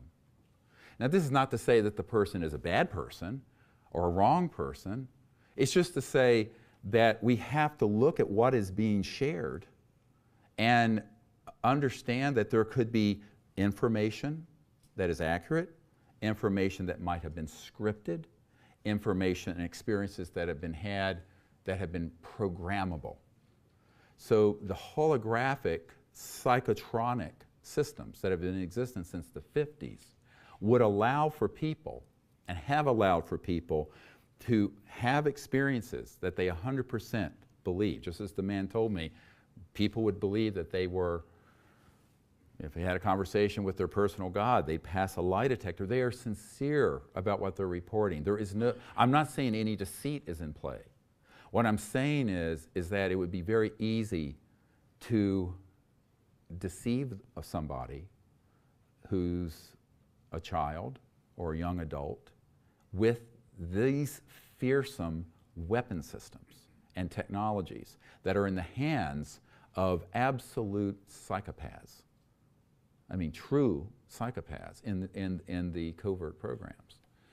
And I know who some of these folks are, and they will stop at nothing to see that people are convinced that there is a threat as Ronald Reagan said at the United Nations, that we should unite against and fight, to unite the world around.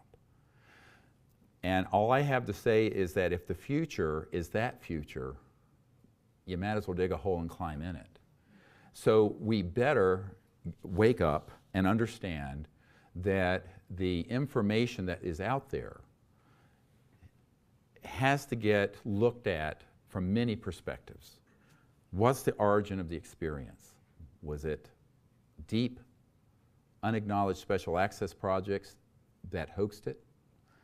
Is that person having an experience with an extraterrestrial, interstellar civilization, an entity from another dimension that's not extraterrestrial, which is also out there?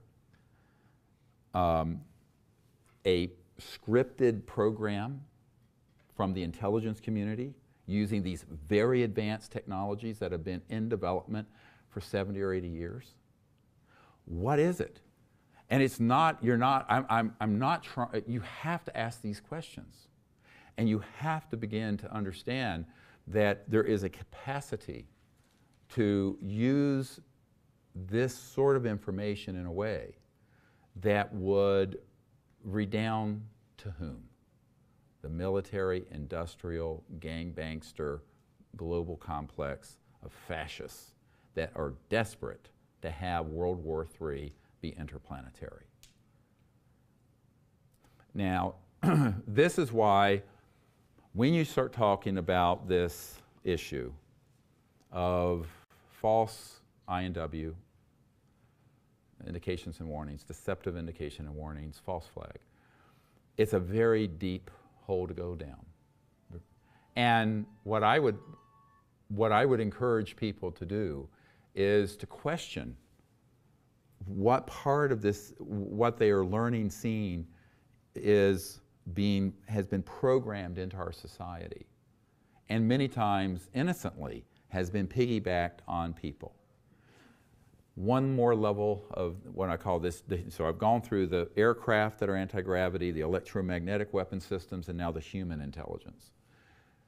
There are a lot of people who have had actual ET contact experiences that when that is known by the intelligence community, and I've had this confirmed to be by multiple independent corroborating sources, are then targeted by the intelligence community with a man-made abduction event to confuse them.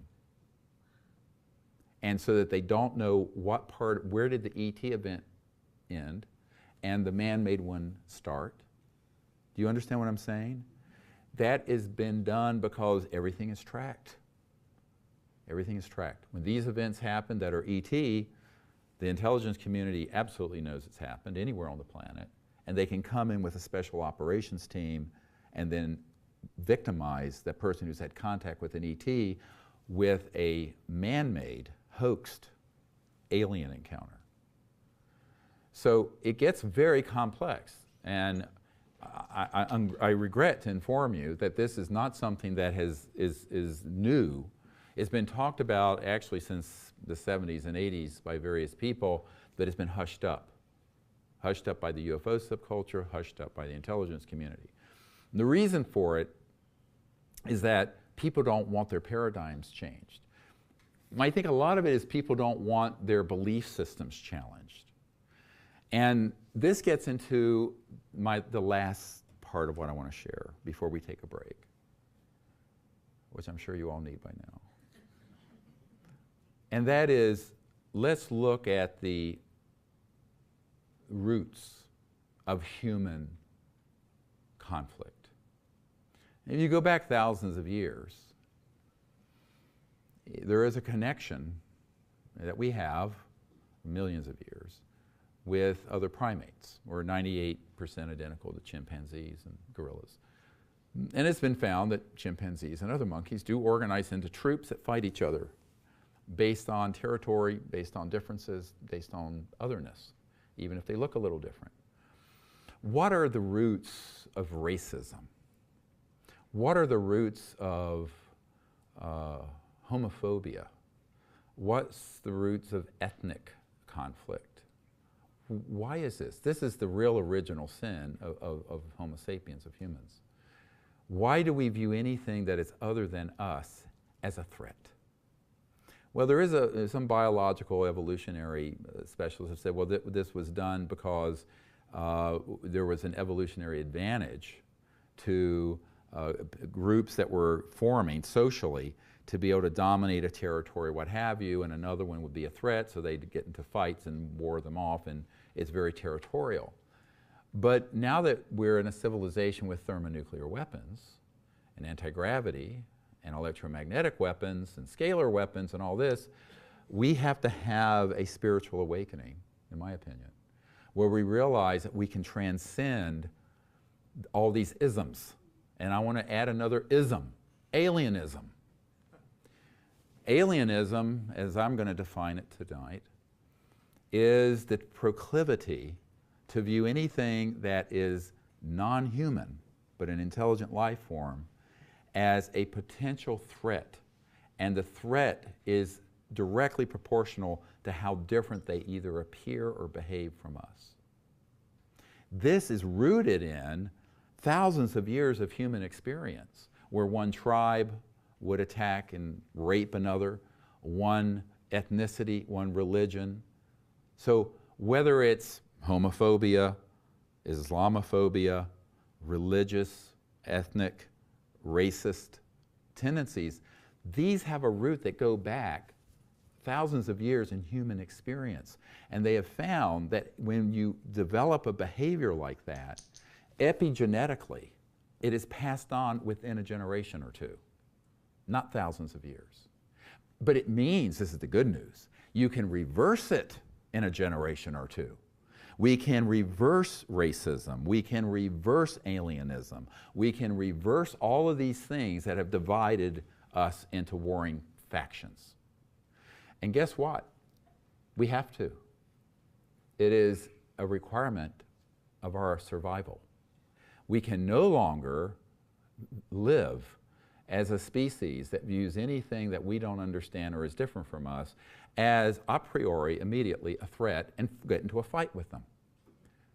Whether it is another race, another gender, another sexual orientation, another ethnicity, or another species from another planet. Because that only ends in destruction. Now, when we were just clubbing each over the head with, clubs and spears and stuff, or muskets even, it was one thing to behave this way.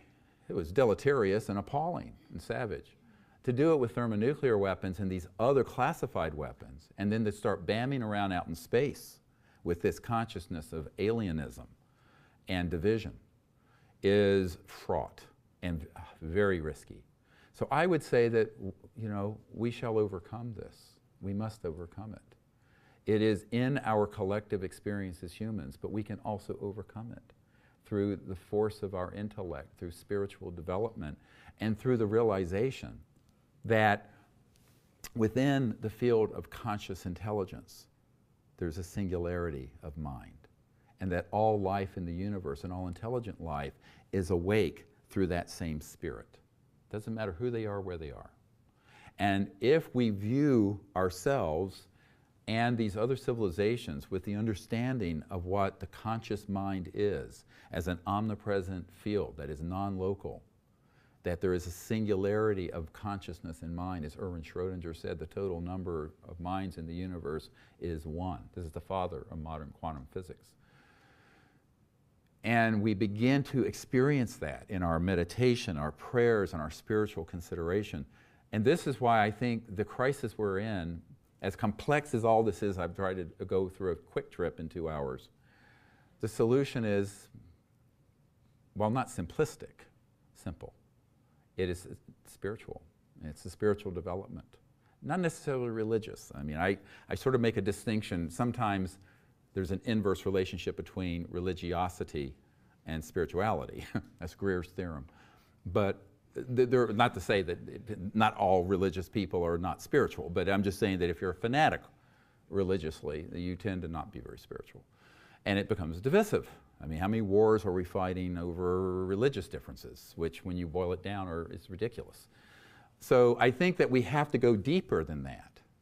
But if we're now having to deal with interstellar civilizations that are waiting for us to join the interstellar club and the interstellar society, which is what's been happening for many decades, we're going to have to find a solution to this thinking, this paradigm of division, of racism and alienism, that the intelligence community, the bad actors here, not the good guys, but the bad actors have been exploiting because they know there is a history of people hating and fearing and fighting anyone that is different from them, whether it's a different sexual orientation and bashing gay people, or a different race with slavery, or a different gender and the suppression of women, or a different religion, on and on and on. And they know that they can exploit that. And they have been exploiting it. And we have to stand up and wake up and say, no more. We won't be fooled again. It is time for us to say, we're going to start living differently. We're going to have a civilization that is peaceful, that has free zero-point energy, that is just, and that is living in complete peace with itself and with others. And we are not going to go into space with weapon systems. We are not going to go into space looking for another alienism, another group to fight. And that if someone tries to stage an event, we're all going to call it out as the hoax that it is, and not go along with that, what I'm calling scripted Armageddon. They would love to see a shutdown of our civilization and the extermination of about 5 billion people through a conflict that they will stage. And they will manufacture Armageddon. And that's the big, deep plan that has been in place since the 50s. Those people in the intelligence community who know of this, I can't even put in words the extent to which they are devastated when they learn of it. Because they know how these folks are utilizing religiosity, racism, alienism, division to keep the fire burning. But the big one is going to be the launch of a hoaxed attack on the planet that would look 100% like an extraterrestrial event, and it is not. Now, when you also consider, anyone see Michael Jackson a couple years ago after he died in that holographic dance? Cool, huh? That's a declassified technology. You want to guess what's in the classified systems? You want to guess? 1,000 times better than that Michael Jackson on the stage. That looked 100% like him actually dancing. So let's begin to expose the fraud. Let's begin to expose this, not for the sake of rabble-rousing, but to awaken people to the danger. And then let's say, what are we going to do next? Because if you, look, you cannot, it's axiomatic, you cannot prove a negative, right? You already know that you can't prove a negative. However, if there were civilizations out there that were a threat to Earth and humanity, I think we'd know it by now. Secondly, if they are out there and they're operating sub rosa in a nefarious way, what's the solution to that? Weapon systems?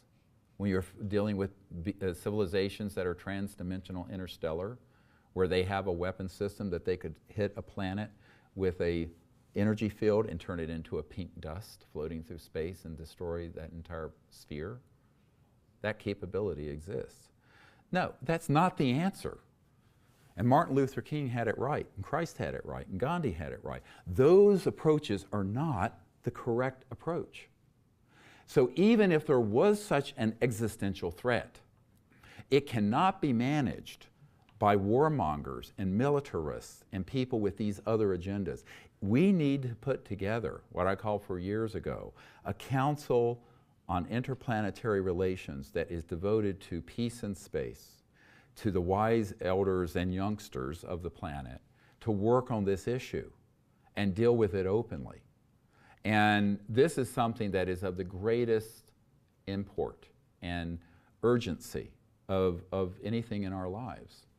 Because even if we bring out free energy and anti-gravity, but we live on this planet with the consciousness of division and hatred and warfare, that too will be weaponized, and it'll still destroy the planet. So that in and of itself isn't a solution. So this spiritual understanding of the essential oneness of life and the need for not just world peace, but universal peace. And that we are the generation, those of us living on Earth at this time between the mid-20th century and the mid-21st century. I always joke that those of us between puberty and senility. Unfortunately, I'm getting closer to the latter. I know I have 8 grandchildren. Scary, me being a grandfather. 4 daughters and 8 grandchildren. So 8 grandchildren, beautiful, beautiful beings. That we owe it to our children and to the generations coming behind us, after us.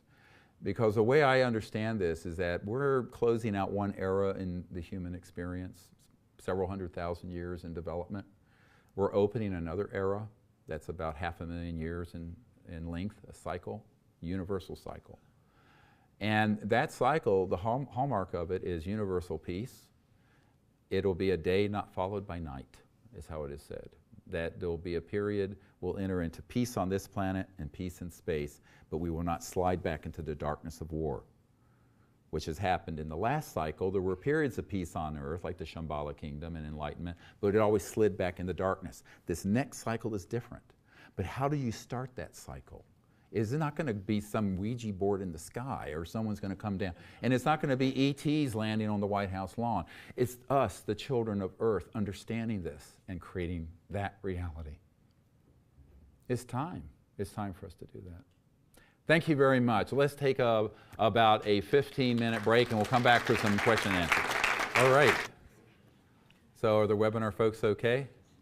You're good? You're hot?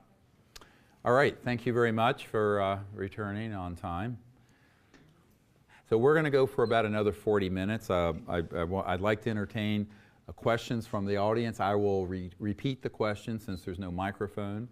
And I did want to thank Michael Schratt again for this. I mean, I didn't go through all this, but the camera can zoom in on this. It's sort of a composite of all these different sightings that have been reported for decades. Even back in the 60s, there was one from Venezuela, I believe. And the kind of aircraft there are that are anti-gravities. And just as you look at all these, imagine these and more. Now these are more conventional, that look a little similar with the B-2 stealth and the evolution of all those sort of aircraft. But these are in a deeper, more classified program that are the electromagnetogravitics. But then imagine that you have ones that could look like discs. You could have ones that could look like tubes. You could have one that looked like triangular boomerangs. And these are all man-made. Now, again, as I said earlier, there are extraterrestrial vehicles that wouldn't be quite like this, but could be a similar shape.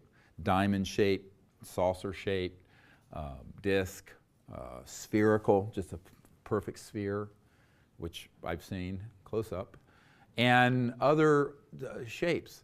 And so this gets into the ability to piggyback. I call it piggybacking, where you have an ET event happen, you come in with something that's man-made, confuse people.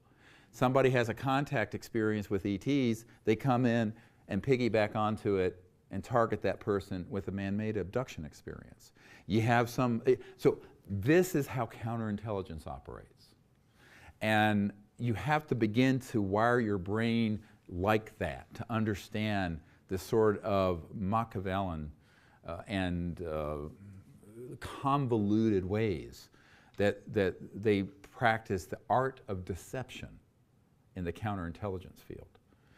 And if you don't learn that, then you're going to be vulnerable to being very, very deceived. And I think this is why sharing this information for me is really key right now, because I don't have, I can't tell you that in X number of days an event's going to happen. All I can say is that there's an event that's been planned, and I know people who've been on the planning committees and on the operational tactical committees, agencies for this, that I've met with personally.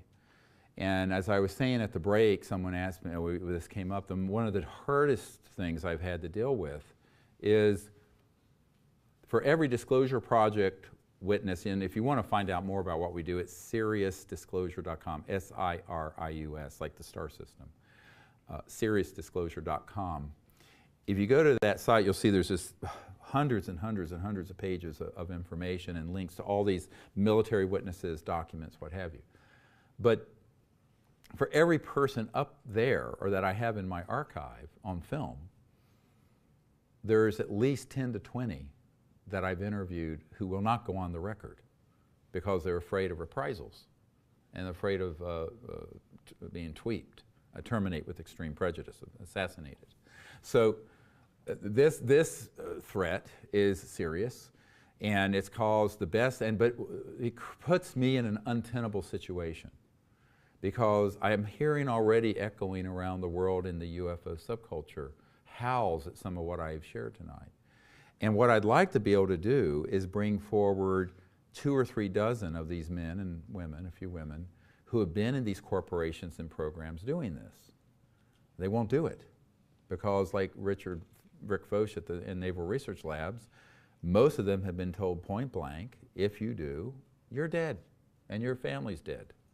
In fact, my military advisor for a number of years was in an Unacknowledged Special Access Project, and when they first formulated it, he was taken into an underground facility, an undisclosed underground facility, a SCIF, a Secure Communication Information or Intelligence Facility, called a SCIF. And all their electronics, watches, everything were taken away, and they went down, and there was the security enforcement officer for that operation had a gun, took a bullet out of the clip, and said, if any of you speak to anyone about this operation, and that includes your commanding officer, the president, anybody, a member of your family, this bullet will find you, and you are a dead man. And this is a man of the utmost credibility. So this sort of illegal operation that we have killed our own, and the funding mechanism for this aren't just the black budget of the United States. It's been drug running. I had a man who was an executive with Science Applications International Corporation and a former member of Congress who was Bush Sr.'s consigliere on a lot of this, who met with me back in the late 90s and confirmed to me the involvement in these rogue operations with the arms trade, the drug trade, and trafficking, and that it generated enormous revenues for them in untraceable cash. And some of these anti-gravity devices have been used to ferry drugs and arms around the world for this purpose. So this story gets deeper and deeper. We could be, if we were here for not 2 hours but 2 weeks, we wouldn't exhaust the sort of depravity that I've come across in these operations.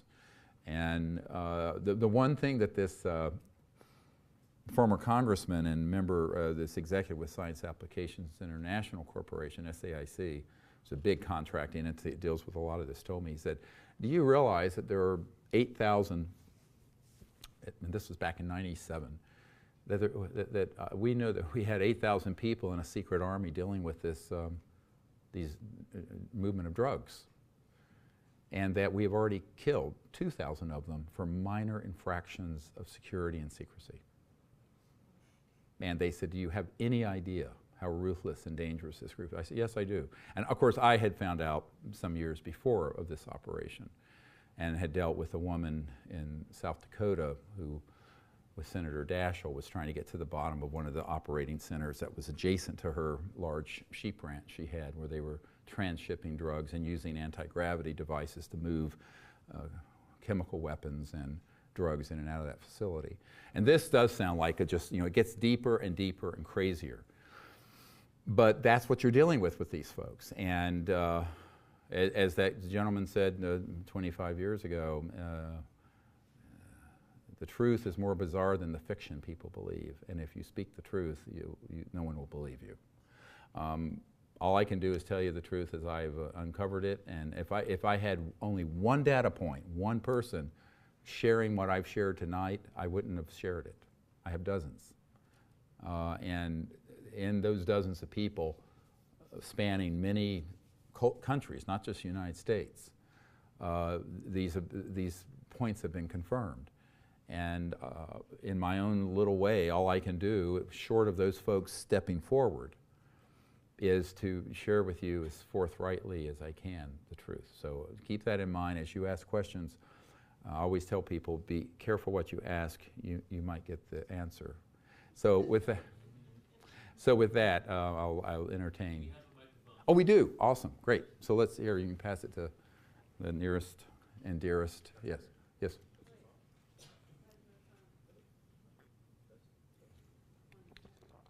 Go ahead. So my question is, tonight you brought up Corey Good and some around Gaia TV. And recently on your telecon you had last month, you brought up the same topic around some of the information and being somewhat skeptical about some of the information coming out of that programming. With things like what William Tompkins is bringing up, the idea of Solar Warden and some of those other groups operating out in space, what things are you skeptical of and what things are you in belief He's of? asking, what am I skeptical of about things that have come out recently with Bill Tompkins and others? A lot. Okay, so here's the issue for me. You've got to have multiple points of corroboration, and the bigger the tale, the more the proof you got to have. Now, what I would say is that I believe these men are sharing what they believe to be true. I also know how easy it would be to provide information that is scripted about that, and that is seductive and interesting. But I'm very cautious about saying that there's dispositive evidence. The research, I mean, the volumes of research that I and other people have on this exist. Many people back in even the 80s have documented the military involvement with abductions.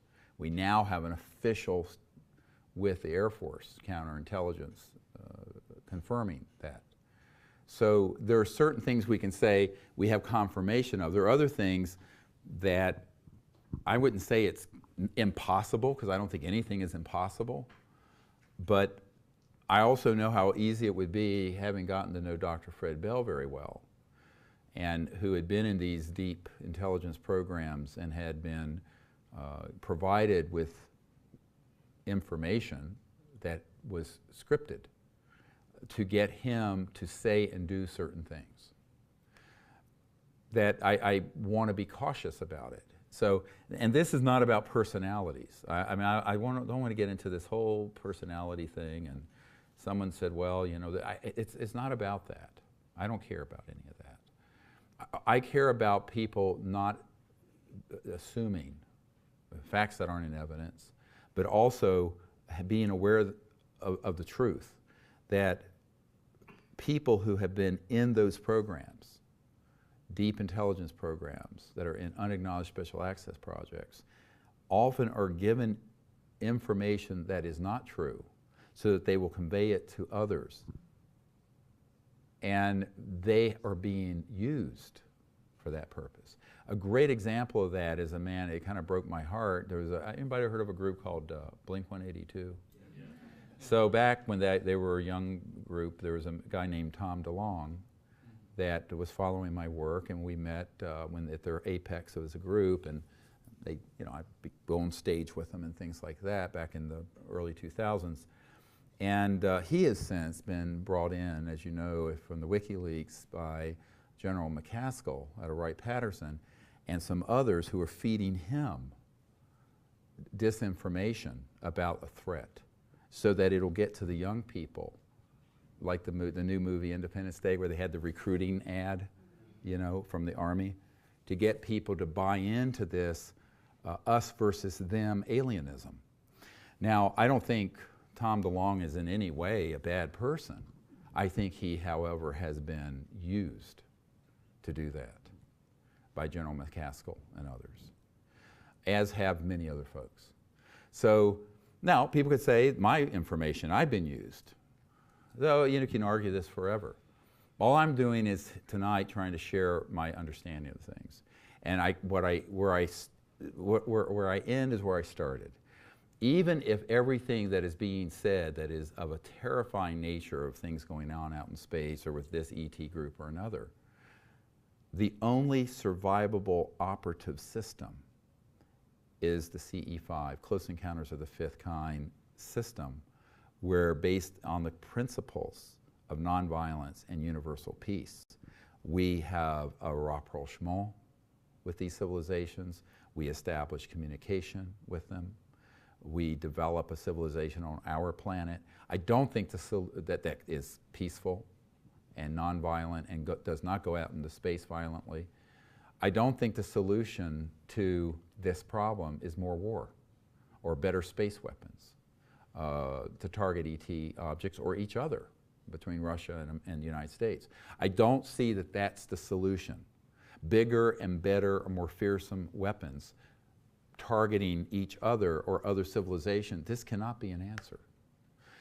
And I also then remind people that civilizations, if they had that clear intent and wanted to do something, it would be very easy to do. I mean, remember when we first detonated atomic weapons and this whole modern era of UFOs being seen all over the world, wherever there was an atomic weapons facility developing, both in the Soviet Union and America, Great Britain, France, everywhere. Well-documented in Disclosure Project material. If they had wanted to just put a pause button on this civilization, they could have done it. They didn't. And by the way, at that point, we had what? Vacuum tubes? They didn't even have integrated circuits yet. We got those from studying ET materials, as fiber optics and other things. So I don't really see where's the beef here. Well, you know, now, some people would say, well, they're just biding their time and they're going to get us in this sort of way later, and all kinds of paranoid fantasies. I'd say, well, if that's the truth, and here's what I'd say to anyone who has that belief system and that paradigm. You're entitled to it.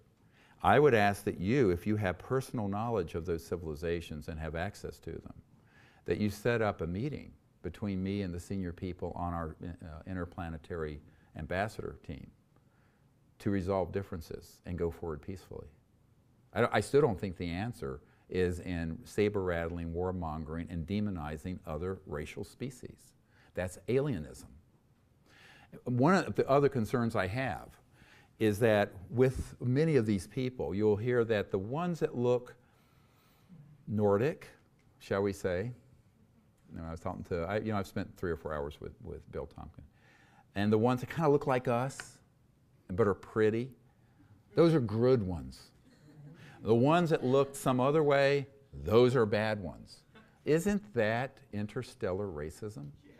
All right? It's just, I mean, take a step back. Aren't the good ones always the pretty blonde ones with the big breasts and the, no, I mean, unfortunately, this is really true. I mean, you talk to, and then the others are, I find it appalling. I mean, I really go, are we really going to stay on that cycle of taking racism and turning it into alienism and finding some way? Now, ultimately, as I said earlier, I cannot prove a negative. I can't prove there are no civilizations out there that are worse than we are, although it would be hard to find worse than human society right now. However, if there are, I still say the solution is contact, communication, conflict resolution within the construct of universal consciousness and universal peace. And so I prefer not to just get into an endless battle, because it's an argument that will never end. The only reason I brought it up at all is because I'm concerned that places like Gaia TV or Conscious Evolution could be given information out there that is being scripted and being provided unwittingly from these folks. I mean, and sincerely, that if it is true, let's say that the slave races are out there and the slave planets and the slave ships and all this is going on, that you hear in some of the accounts from Corey Goode and others. If that were true, and that then is put out by into the public domain to then millions and eventually billions of people, in the minds of most people out here on the street, that would justify interplanetary war. And so we have to be very careful. What I'm trying to say here is that we have a responsibility here to protect the human consciousness. I'm not saying to cover things up or just not disclose things that are true, but to ask the questions, who would benefit from that kind of Manichaean, good and bad alienism paradigm, and the demonization of one group and the exaltation of another ET group? Wouldn't that build into the same dynamic that on Earth has gotten us to the brink of Armageddon? And isn't there a better way of looking at this? Isn't there a different way, not better, different way, that could lead to a world of peace here and peace with humanity, with these other civilizations? That's what I'm saying. And it is not at all to throw a wet blanket on anyone's parade.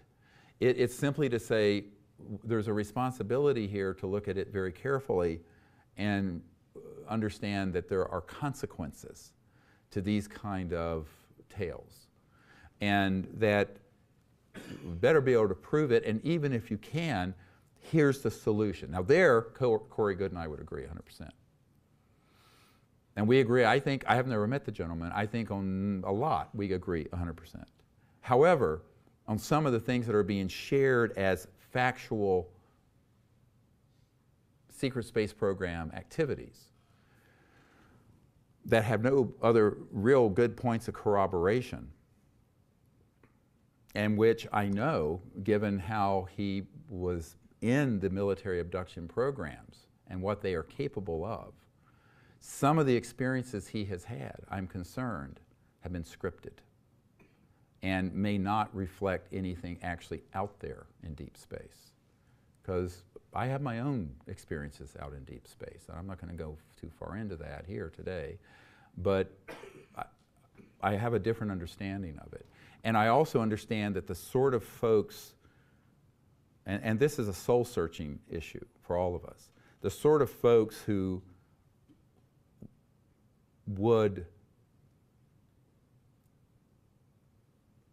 put into the consciousness, mind, and experience of various people what has been shared about the secret space program have had the ability for 60 years to do it in a way that would be very convincing but completely scripted. That's why I spent that whole section talking about the electromagnetic psychotronic radionic systems that were developed in the 50s.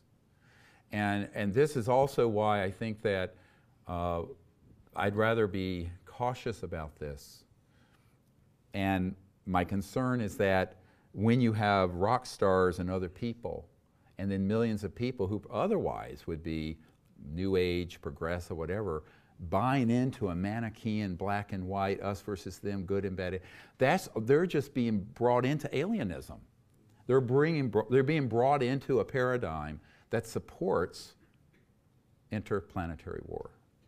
And my question is always, who would benefit from that kind of information? Now, I'm not someone who says that if there are such, let's call them misguided and dangerous elements out in other star systems, that we would want to ignore them. But I just think that we would want to discuss them and characterize them and interact with them in a different way. And I know that the folks who have been in the military programs connected to Mr. Tompkins and others have an agenda. And I question that agenda has to do with the propagation of fear and the convincing of the public that there's an existential threat, as Ronald Reagan said at the UN, that would unite the world to fight. And the purpose of that is this aggregation of more power.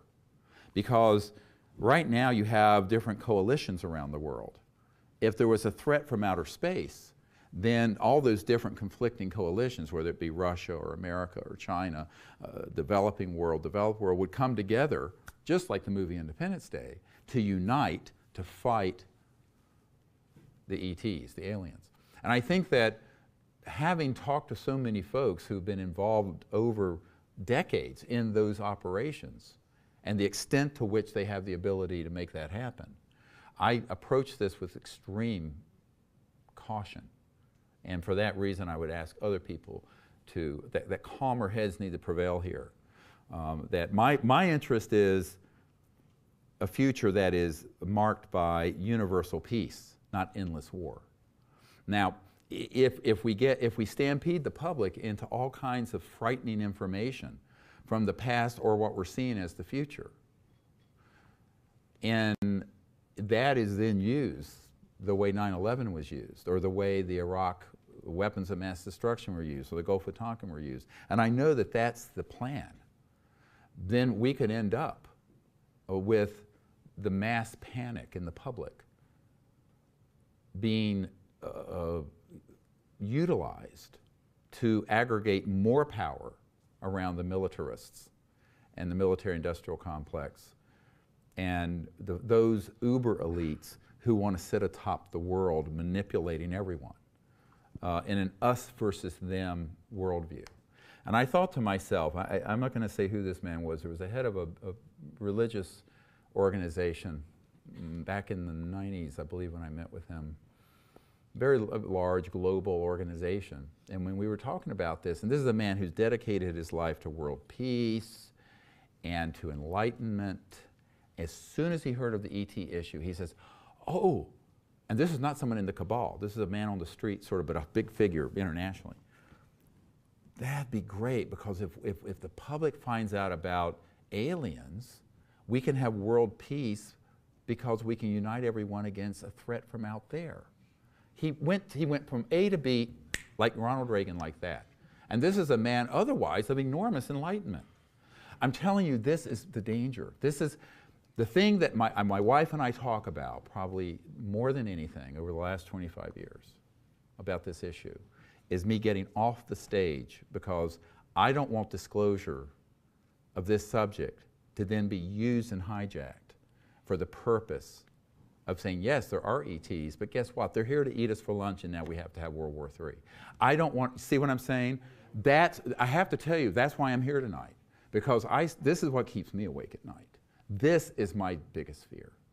My biggest fear is that disclosing this information gets hijacked and spun into this War of the Worlds, Independence Day kind of scenario, and that I would have forsaken my medical career and spent 26 years of my life and had very close friends murdered to add fire to interplanetary war? No.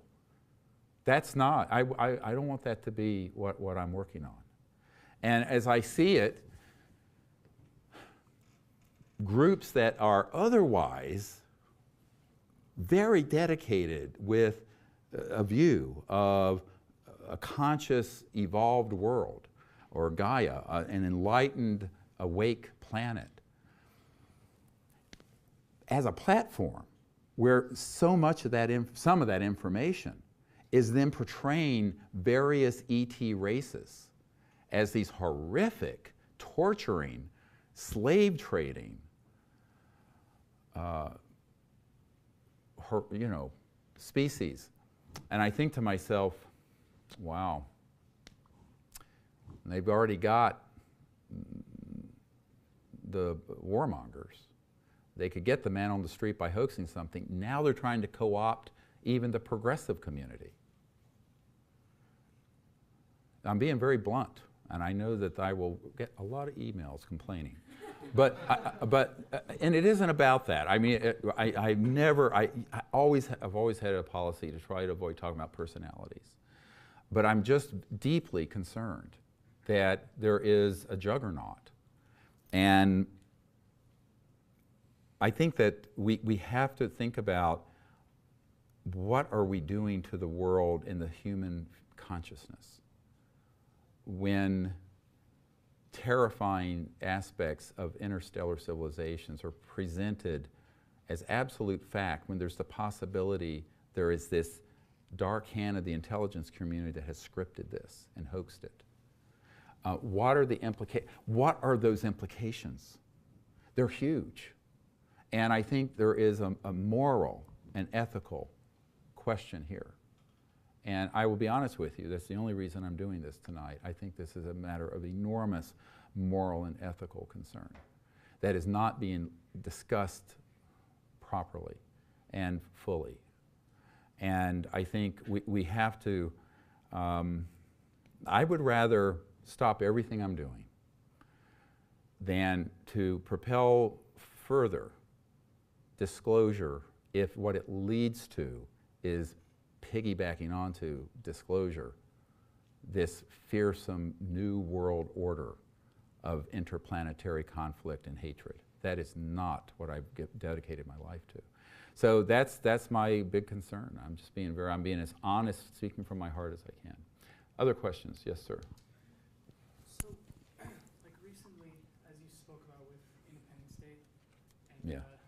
One I saw a few nights ago, The Arrival, which was wasn't very violent, but all these movies coming out with, I mean, it's totally obvious, the propaganda in it. Thank you. When it comes down to it, because all the kids my age, I know that they all view this whole world like Independence Day Resurgence, which was perfect in terms of displaying what the world would turn out to be. When it comes down to that, we're all kind of being geared in this direction of war and hatred, as you just explained. Yeah, manipulated. Yes, sir. Yeah. What, especially to the younger generations, what is the best shot in terms of trying to enlighten people on this subject? I know you've spoken of getting free energy out, spiritual awakening, and all those things. But what do you think is the best shot to get us out of this world? Well, I think that, to unlock this in a way that people will get behind and not be afraid of, and it is to speak the truth, which is what I'm trying to do. And people need to speak it to their own colleagues and cohorts. But I think the other thing we're wanting to do, although we haven't quite got it set up yet, we're wanting to do a disclosure concert that would have the top music acts in the world. Anybody out there, let's get the Foo Fighters and Bono of U2 and Lady Gaga and Katy Perry and everyone on a stage, and doing something so that a message that we're not alone, the universe is there, but in a way that says, now what's the next phase in human society? The next stage is not just internationalism and globalism at all. It's interplanetary, and it's enlightened, and it's an enlightened civilization. And I think this is something that, if people understand what the implications are of the secrecy, that 100 years of conscious evolution on this planet has been robbed by classified projects that have kept these technologies in a box and are now misusing them and have been misusing them for 60 years on people and hoaxing events rather than running your house and car. So there's no pollution. So people who care about the environment, people who care about world poverty, you need to connect that. What I tried to do beginning back in the 90s was to connect those dots, that the secrecy is anathema to a civilization that's sustainable and peaceful and just. So people who are concerned about that can be gathered together. And that's most people on the earth. The vast majority of people on the earth do not benefit from fossil fuels and nuclear power and secrecy. It's a very small number of people. And those people who would be displaced in a free energy economy, because at that point you've got such abundance is a tide that will lift the whole world, can be taken care of very easily and brought into other occupations besides digging up things and burning them or exploding them. So there is a way to get us out of this. And one thing I do want to say is that I am I think the near term is fraught. I'm not going to say it's easy. One thing about being an emergency doctor, you come into my ER and you have a headache and I find a brain tumor, I ain't going to tell you you got a migraine. I'm going to tell you you got a brain tumor. So right now the humanity has a metastatic tumor of corruption and secrecy, which needs to get treated. So we have to acknowledge where we are. But I'm fully confident that we can recover from this and we can begin a civilization that will allow us to do what I call a time snap, where we could and should have been 100 years ago with free energy from Tesla, et cetera, and so on, we could get to that in 15 years. By the time this young man is in college or past, we would have no pollution, no poverty, things that float instead of highways digging up the ground, and the beginning of an interstellar relationship with other planets that's peaceful. I think that's something that can happen very, very quickly once it begins to happen. But we need a critical mass of people coming together as a movement to do it. And so that's where the energy for me. And I think that I had a beautiful lucid dream about a year ago, almost exactly. It's so great you asked this question. And it was a lucid dream with a group of ETs, beautiful. And they specifically said you need to be doing things to reach the young generation, the next generation. And I was told those between 15 and 34 or something like that, like that. And it was very specific.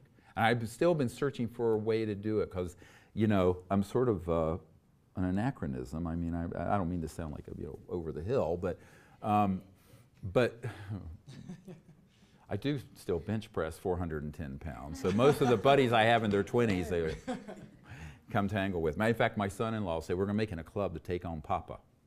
That's my name for the grandchild, Papa, because I'm a beast. But I think that but I think that that this really is a great issue, and my guidance and the contact I've had with these interstellar people is that we really do need to get the involvement of folks who are from their late teens into their 30s heavily involved in this. But it doesn't need to be through Tom DeLonge saying, there's evil aliens out there and the military's doing a great job of kicking alien butt, which if you distill a lot of what he's been saying on Coast to Coast and other shows is about that bad. So we need to have voices that are providing information. I'm sorry, Tom, because we've known each other for a long time. This is all very painful for me. I guess you're gathering that. But that we have got to find a way to speak of this and act in a way that redounds to a beautiful future, not a disastrous one. And so I think that that's why we need to explain to people in their 20s and 30s that this world is going to be your world very soon. It is your world now, but you're going to be running it.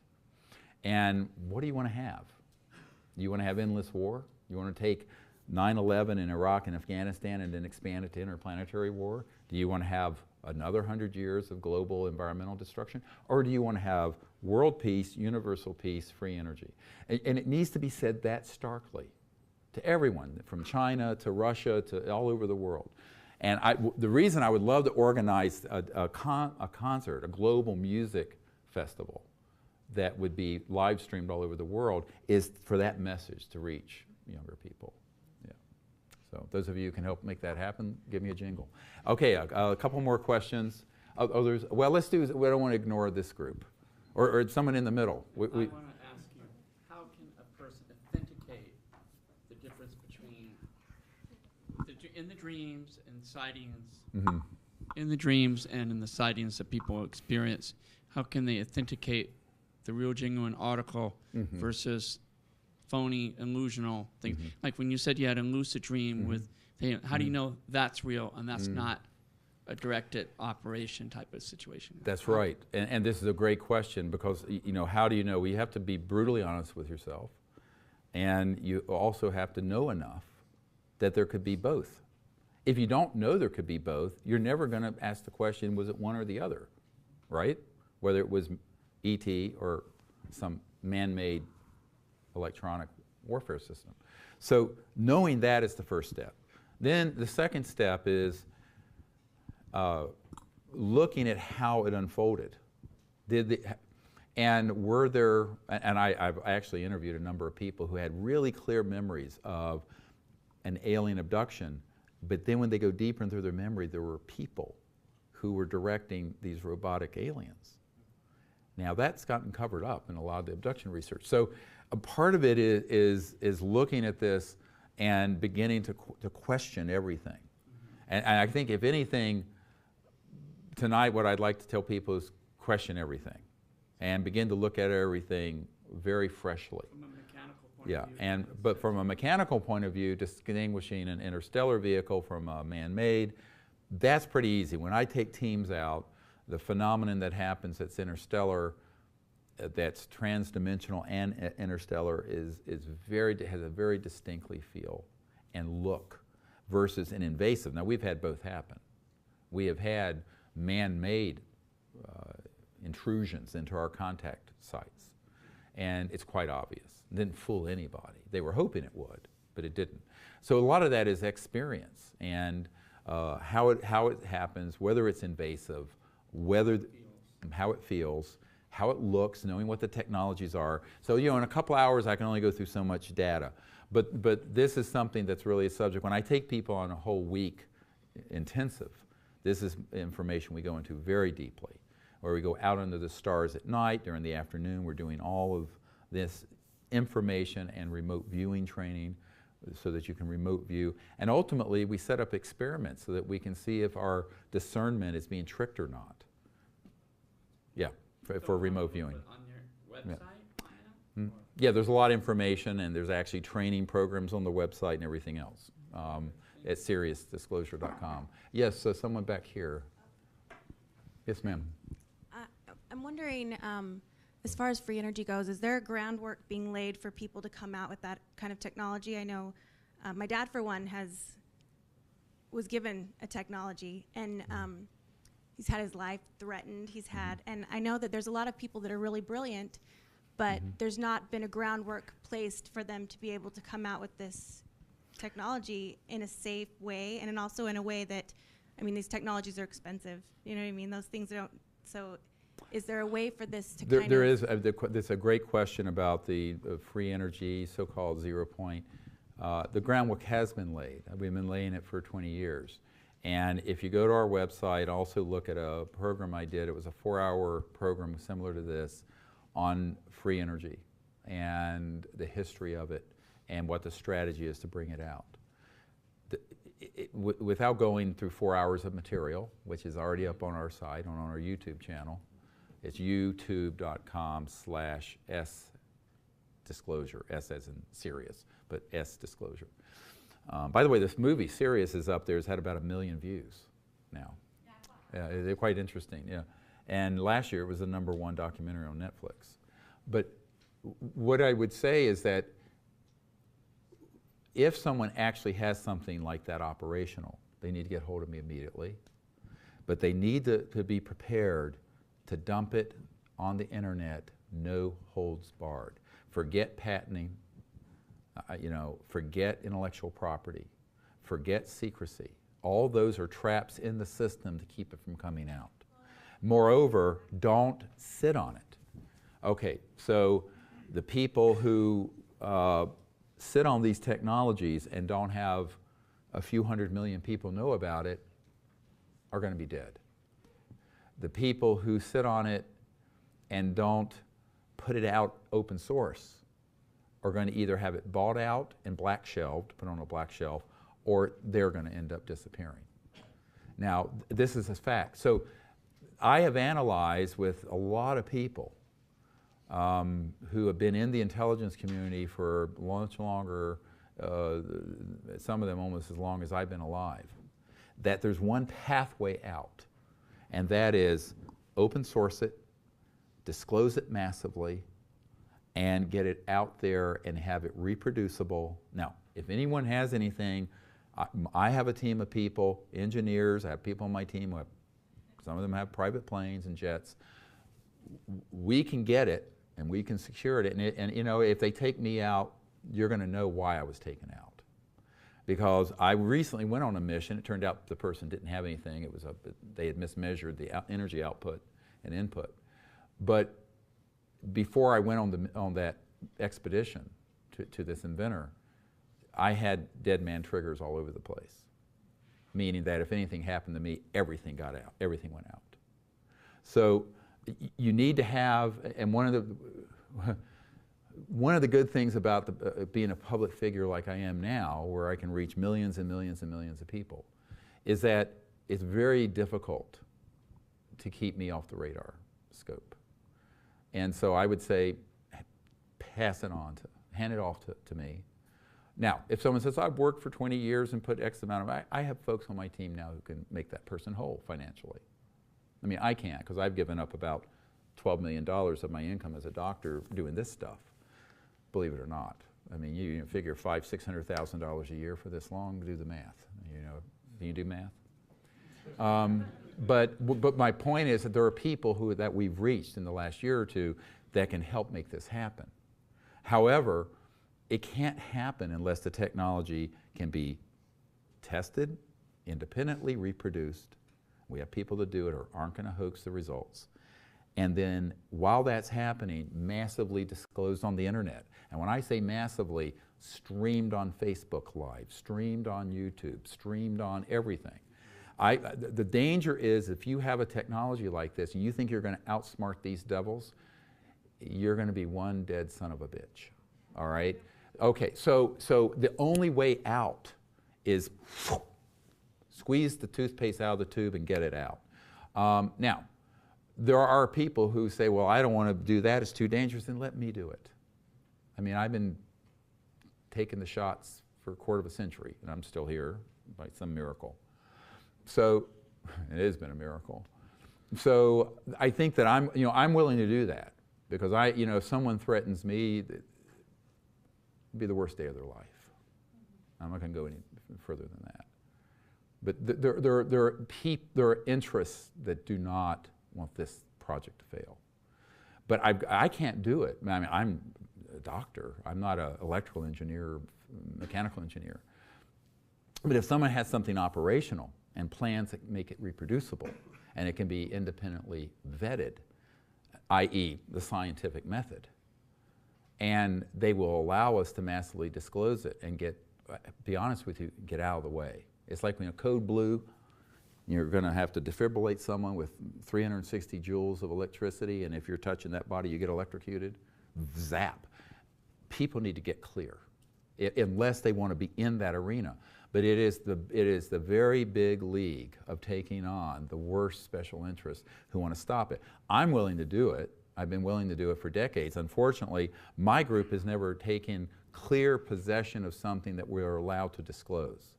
I've seen technologies, and we've tested some, but the people want to play spy versus spy, and I'm going to keep it quiet and proprietary, and I'm going to outfox the intelligence community by dividing the technology into 100 patents. We'll never know. I said, by the time you have the thought about what you're going to do, these devils have technologies that have pulled that thought out of your consciousness. And I am not exaggerating. If you think you're going to outfox those people, that is a fool's errand. So listen to me carefully when I say this. The only way that these technologies are going to come out is to get out of the paradigm of worrying about monetization and productization and capitalizing on it at the first stage of it. Now, down the road, my proposal, I have a proposal that I've written called the New Earth Energy Incubator. And what that is like Google has an incubator fund, and other people do, where you put resources in and you create these technologies, but you do it like GitHub. Everybody know what GitHub is? It's a software engineering, and it's open source, and it's just shared. It's not proprietary. But it's become actually incredibly successful. So there is a way to do this where we do it open source, multiple points of collaboration, and you take something that is a level 1 free energy system and move it to a level 500 in 12 months by open source and collaboration. That could happen, but someone has to be willing to understand why this strategy exists. It isn't that I'm trying to rob anyone of their hard work. It's because I'm trying to save their life. And I'll give you an example. The Orion project, which is an energy division of my operation, you can see on our website, we were bidding with a group, we didn't know who they were, to get the Stan Meyer, you know, the water-fueled car. But that wasn't what we really were after. In that collection was a toroid, a donut-shaped electromagnetic system that had a national security order on it from the 80s. And it was in the collection, and we were given a heads up about it by someone who had worked with Stan Meyer. So my group only had a few $100,000. A group out of Michigan came in with several million and outbid us. And I said at the time, if they do this secretively in a proprietary way, they are in mortal danger. I've just had it confirmed in March that they've all been assassinated. So, yes. And so the problem with the engineers and physicists and inventors is that they may be brilliant in that area, but they don't know what the strategy has to be here. That's what I want to do. My wife has to hook up the computers and TV. I don't do that. You know, I mean, I'll break it. You know, give me a defibrillator, I'm fine. But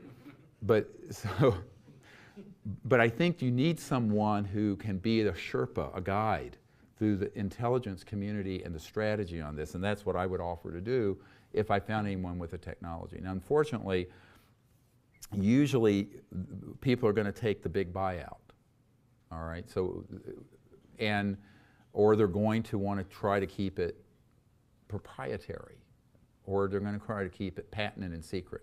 All those conventional business things that works fine with an iPhone or what have you is fatal, and I mean literally fatal, with a free energy system.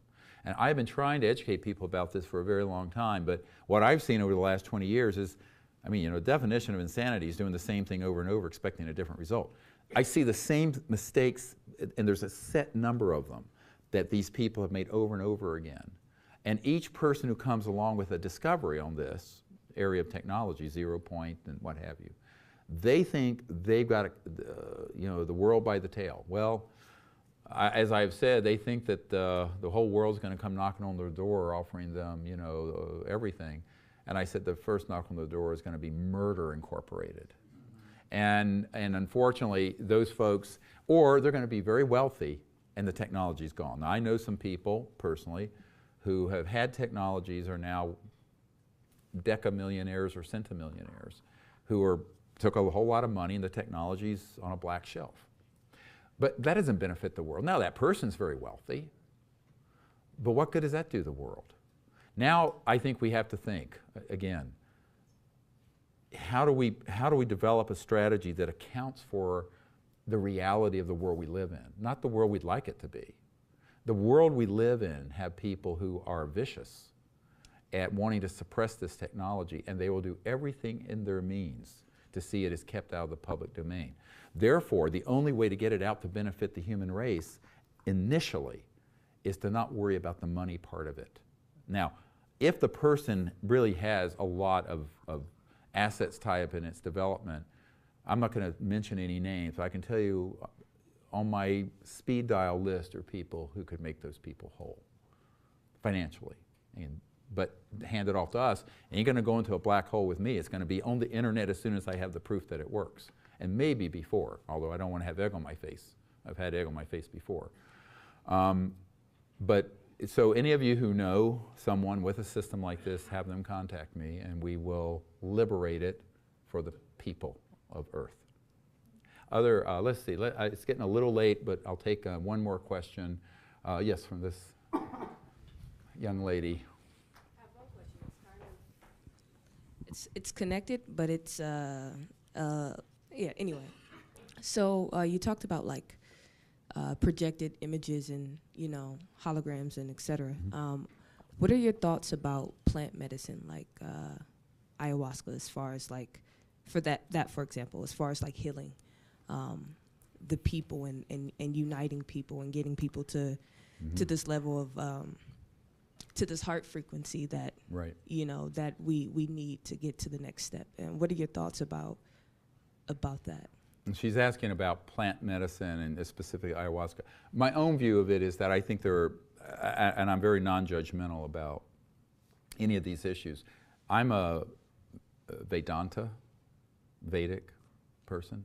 So Sanskrit and the Vedas and consciousness being developed through meditative techniques, I find a safer, faster, and more permanent way of reaching those states of consciousness. Now, there are native peoples around the world that have had plant substances that have facilitated. My worry about it in our current culture is that it becomes a point of someone needing to do it more than once or twice as having an epiphany. And we're famous in the West for then abusing the substance instead of using it. So what I would say is that if we had the restraint and the wisdom of the ancient people, I think probably some of those could have a role. I'm not saying it doesn't have a role for some people now, because everyone has to make an individual choice. My own path on this, in terms of the development of human consciousness and healing, is to understand the primacy of consciousness, experience it, and use sort of your innate abilities without any sort of outside sources. Now, that's just my own perspective. It's worked for me, and it works for my people I train for contact and remote viewing experiences. And I think that in the long run, it may, for some people, be more arduous and require more self-discipline, but has, in the long run, a more lasting effect over time. So that's just my own perspective about it. But on the other hand, I don't judge in a negative way at all people who might, want to try different things to, and by the way, as a physician, in terms of medical marijuana and things like that, I think it's ridiculous. It's illegal. I mean, there are a lot of things that are illegal that are ridiculous that they're illegal, and I'll go on the record there.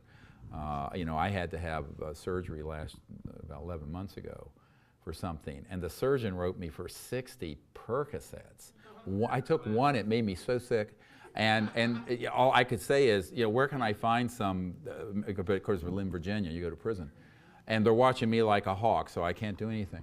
But, there are certain things that our society is so stupid. Well, I was set up to be put in prison for 3 years by the jackbooted fascists in the National Park Service. I took a group to meditate and pray on a beach in North Carolina. We got permits to be there at night. The person who gave the permits worked for the permitting office until a month before she came out with us. But her best friend was the chief ranger. They set us up. The federal justice system tried to put me in prison for 3 years for meditating for universal peace on a beach.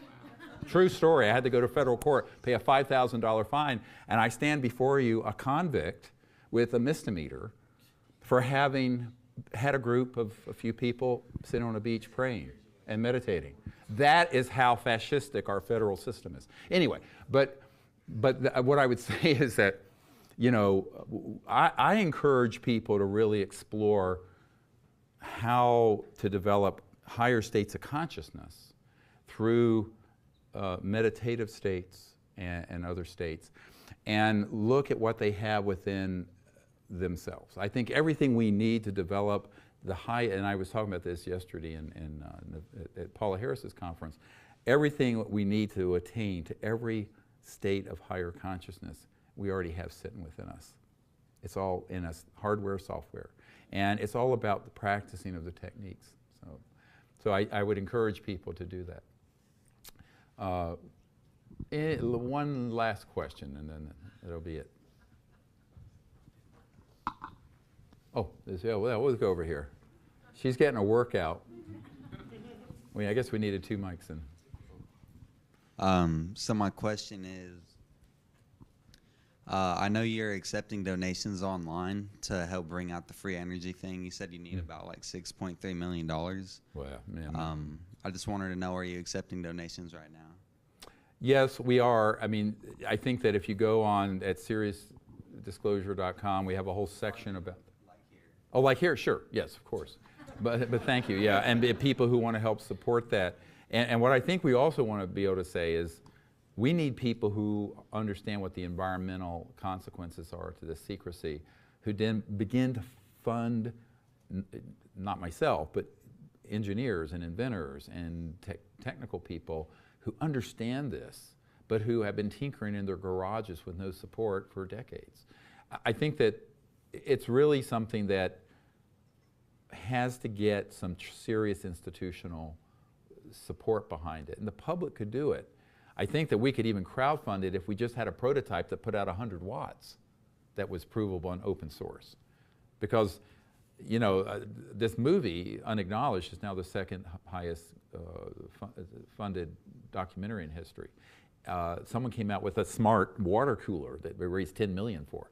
I don't see why, if we had, it was a beer cooler or something that had like a smartphone for beer guys, you know, going to the stadium. But I think that if we had even one proof of principle prototype that we could disclose openly, we could then open source or crowdsource the funding for it. But I also know that there are people who get behind it. In the meanwhile, we need support to do, if someone doesn't come forward with something operational that they'll let go forward, we need to find people who will support basic science R&D. And you know, this isn't happening at universities, and it's not happening in corporations, because as soon as someone starts on that path, I know some universities and others have, they get shut down. So this is why it has to be done with the whole world watching.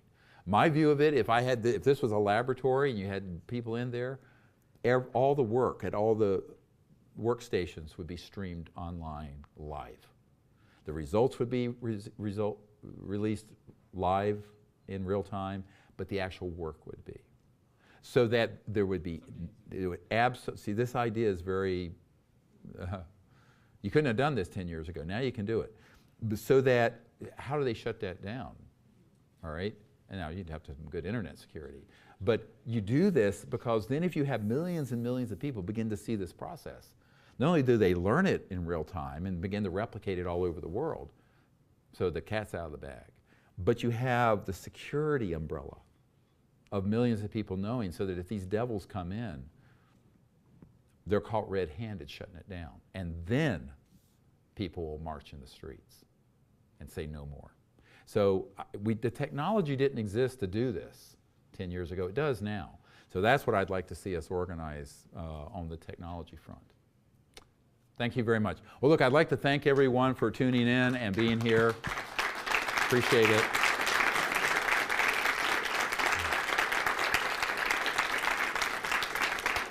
Thank you.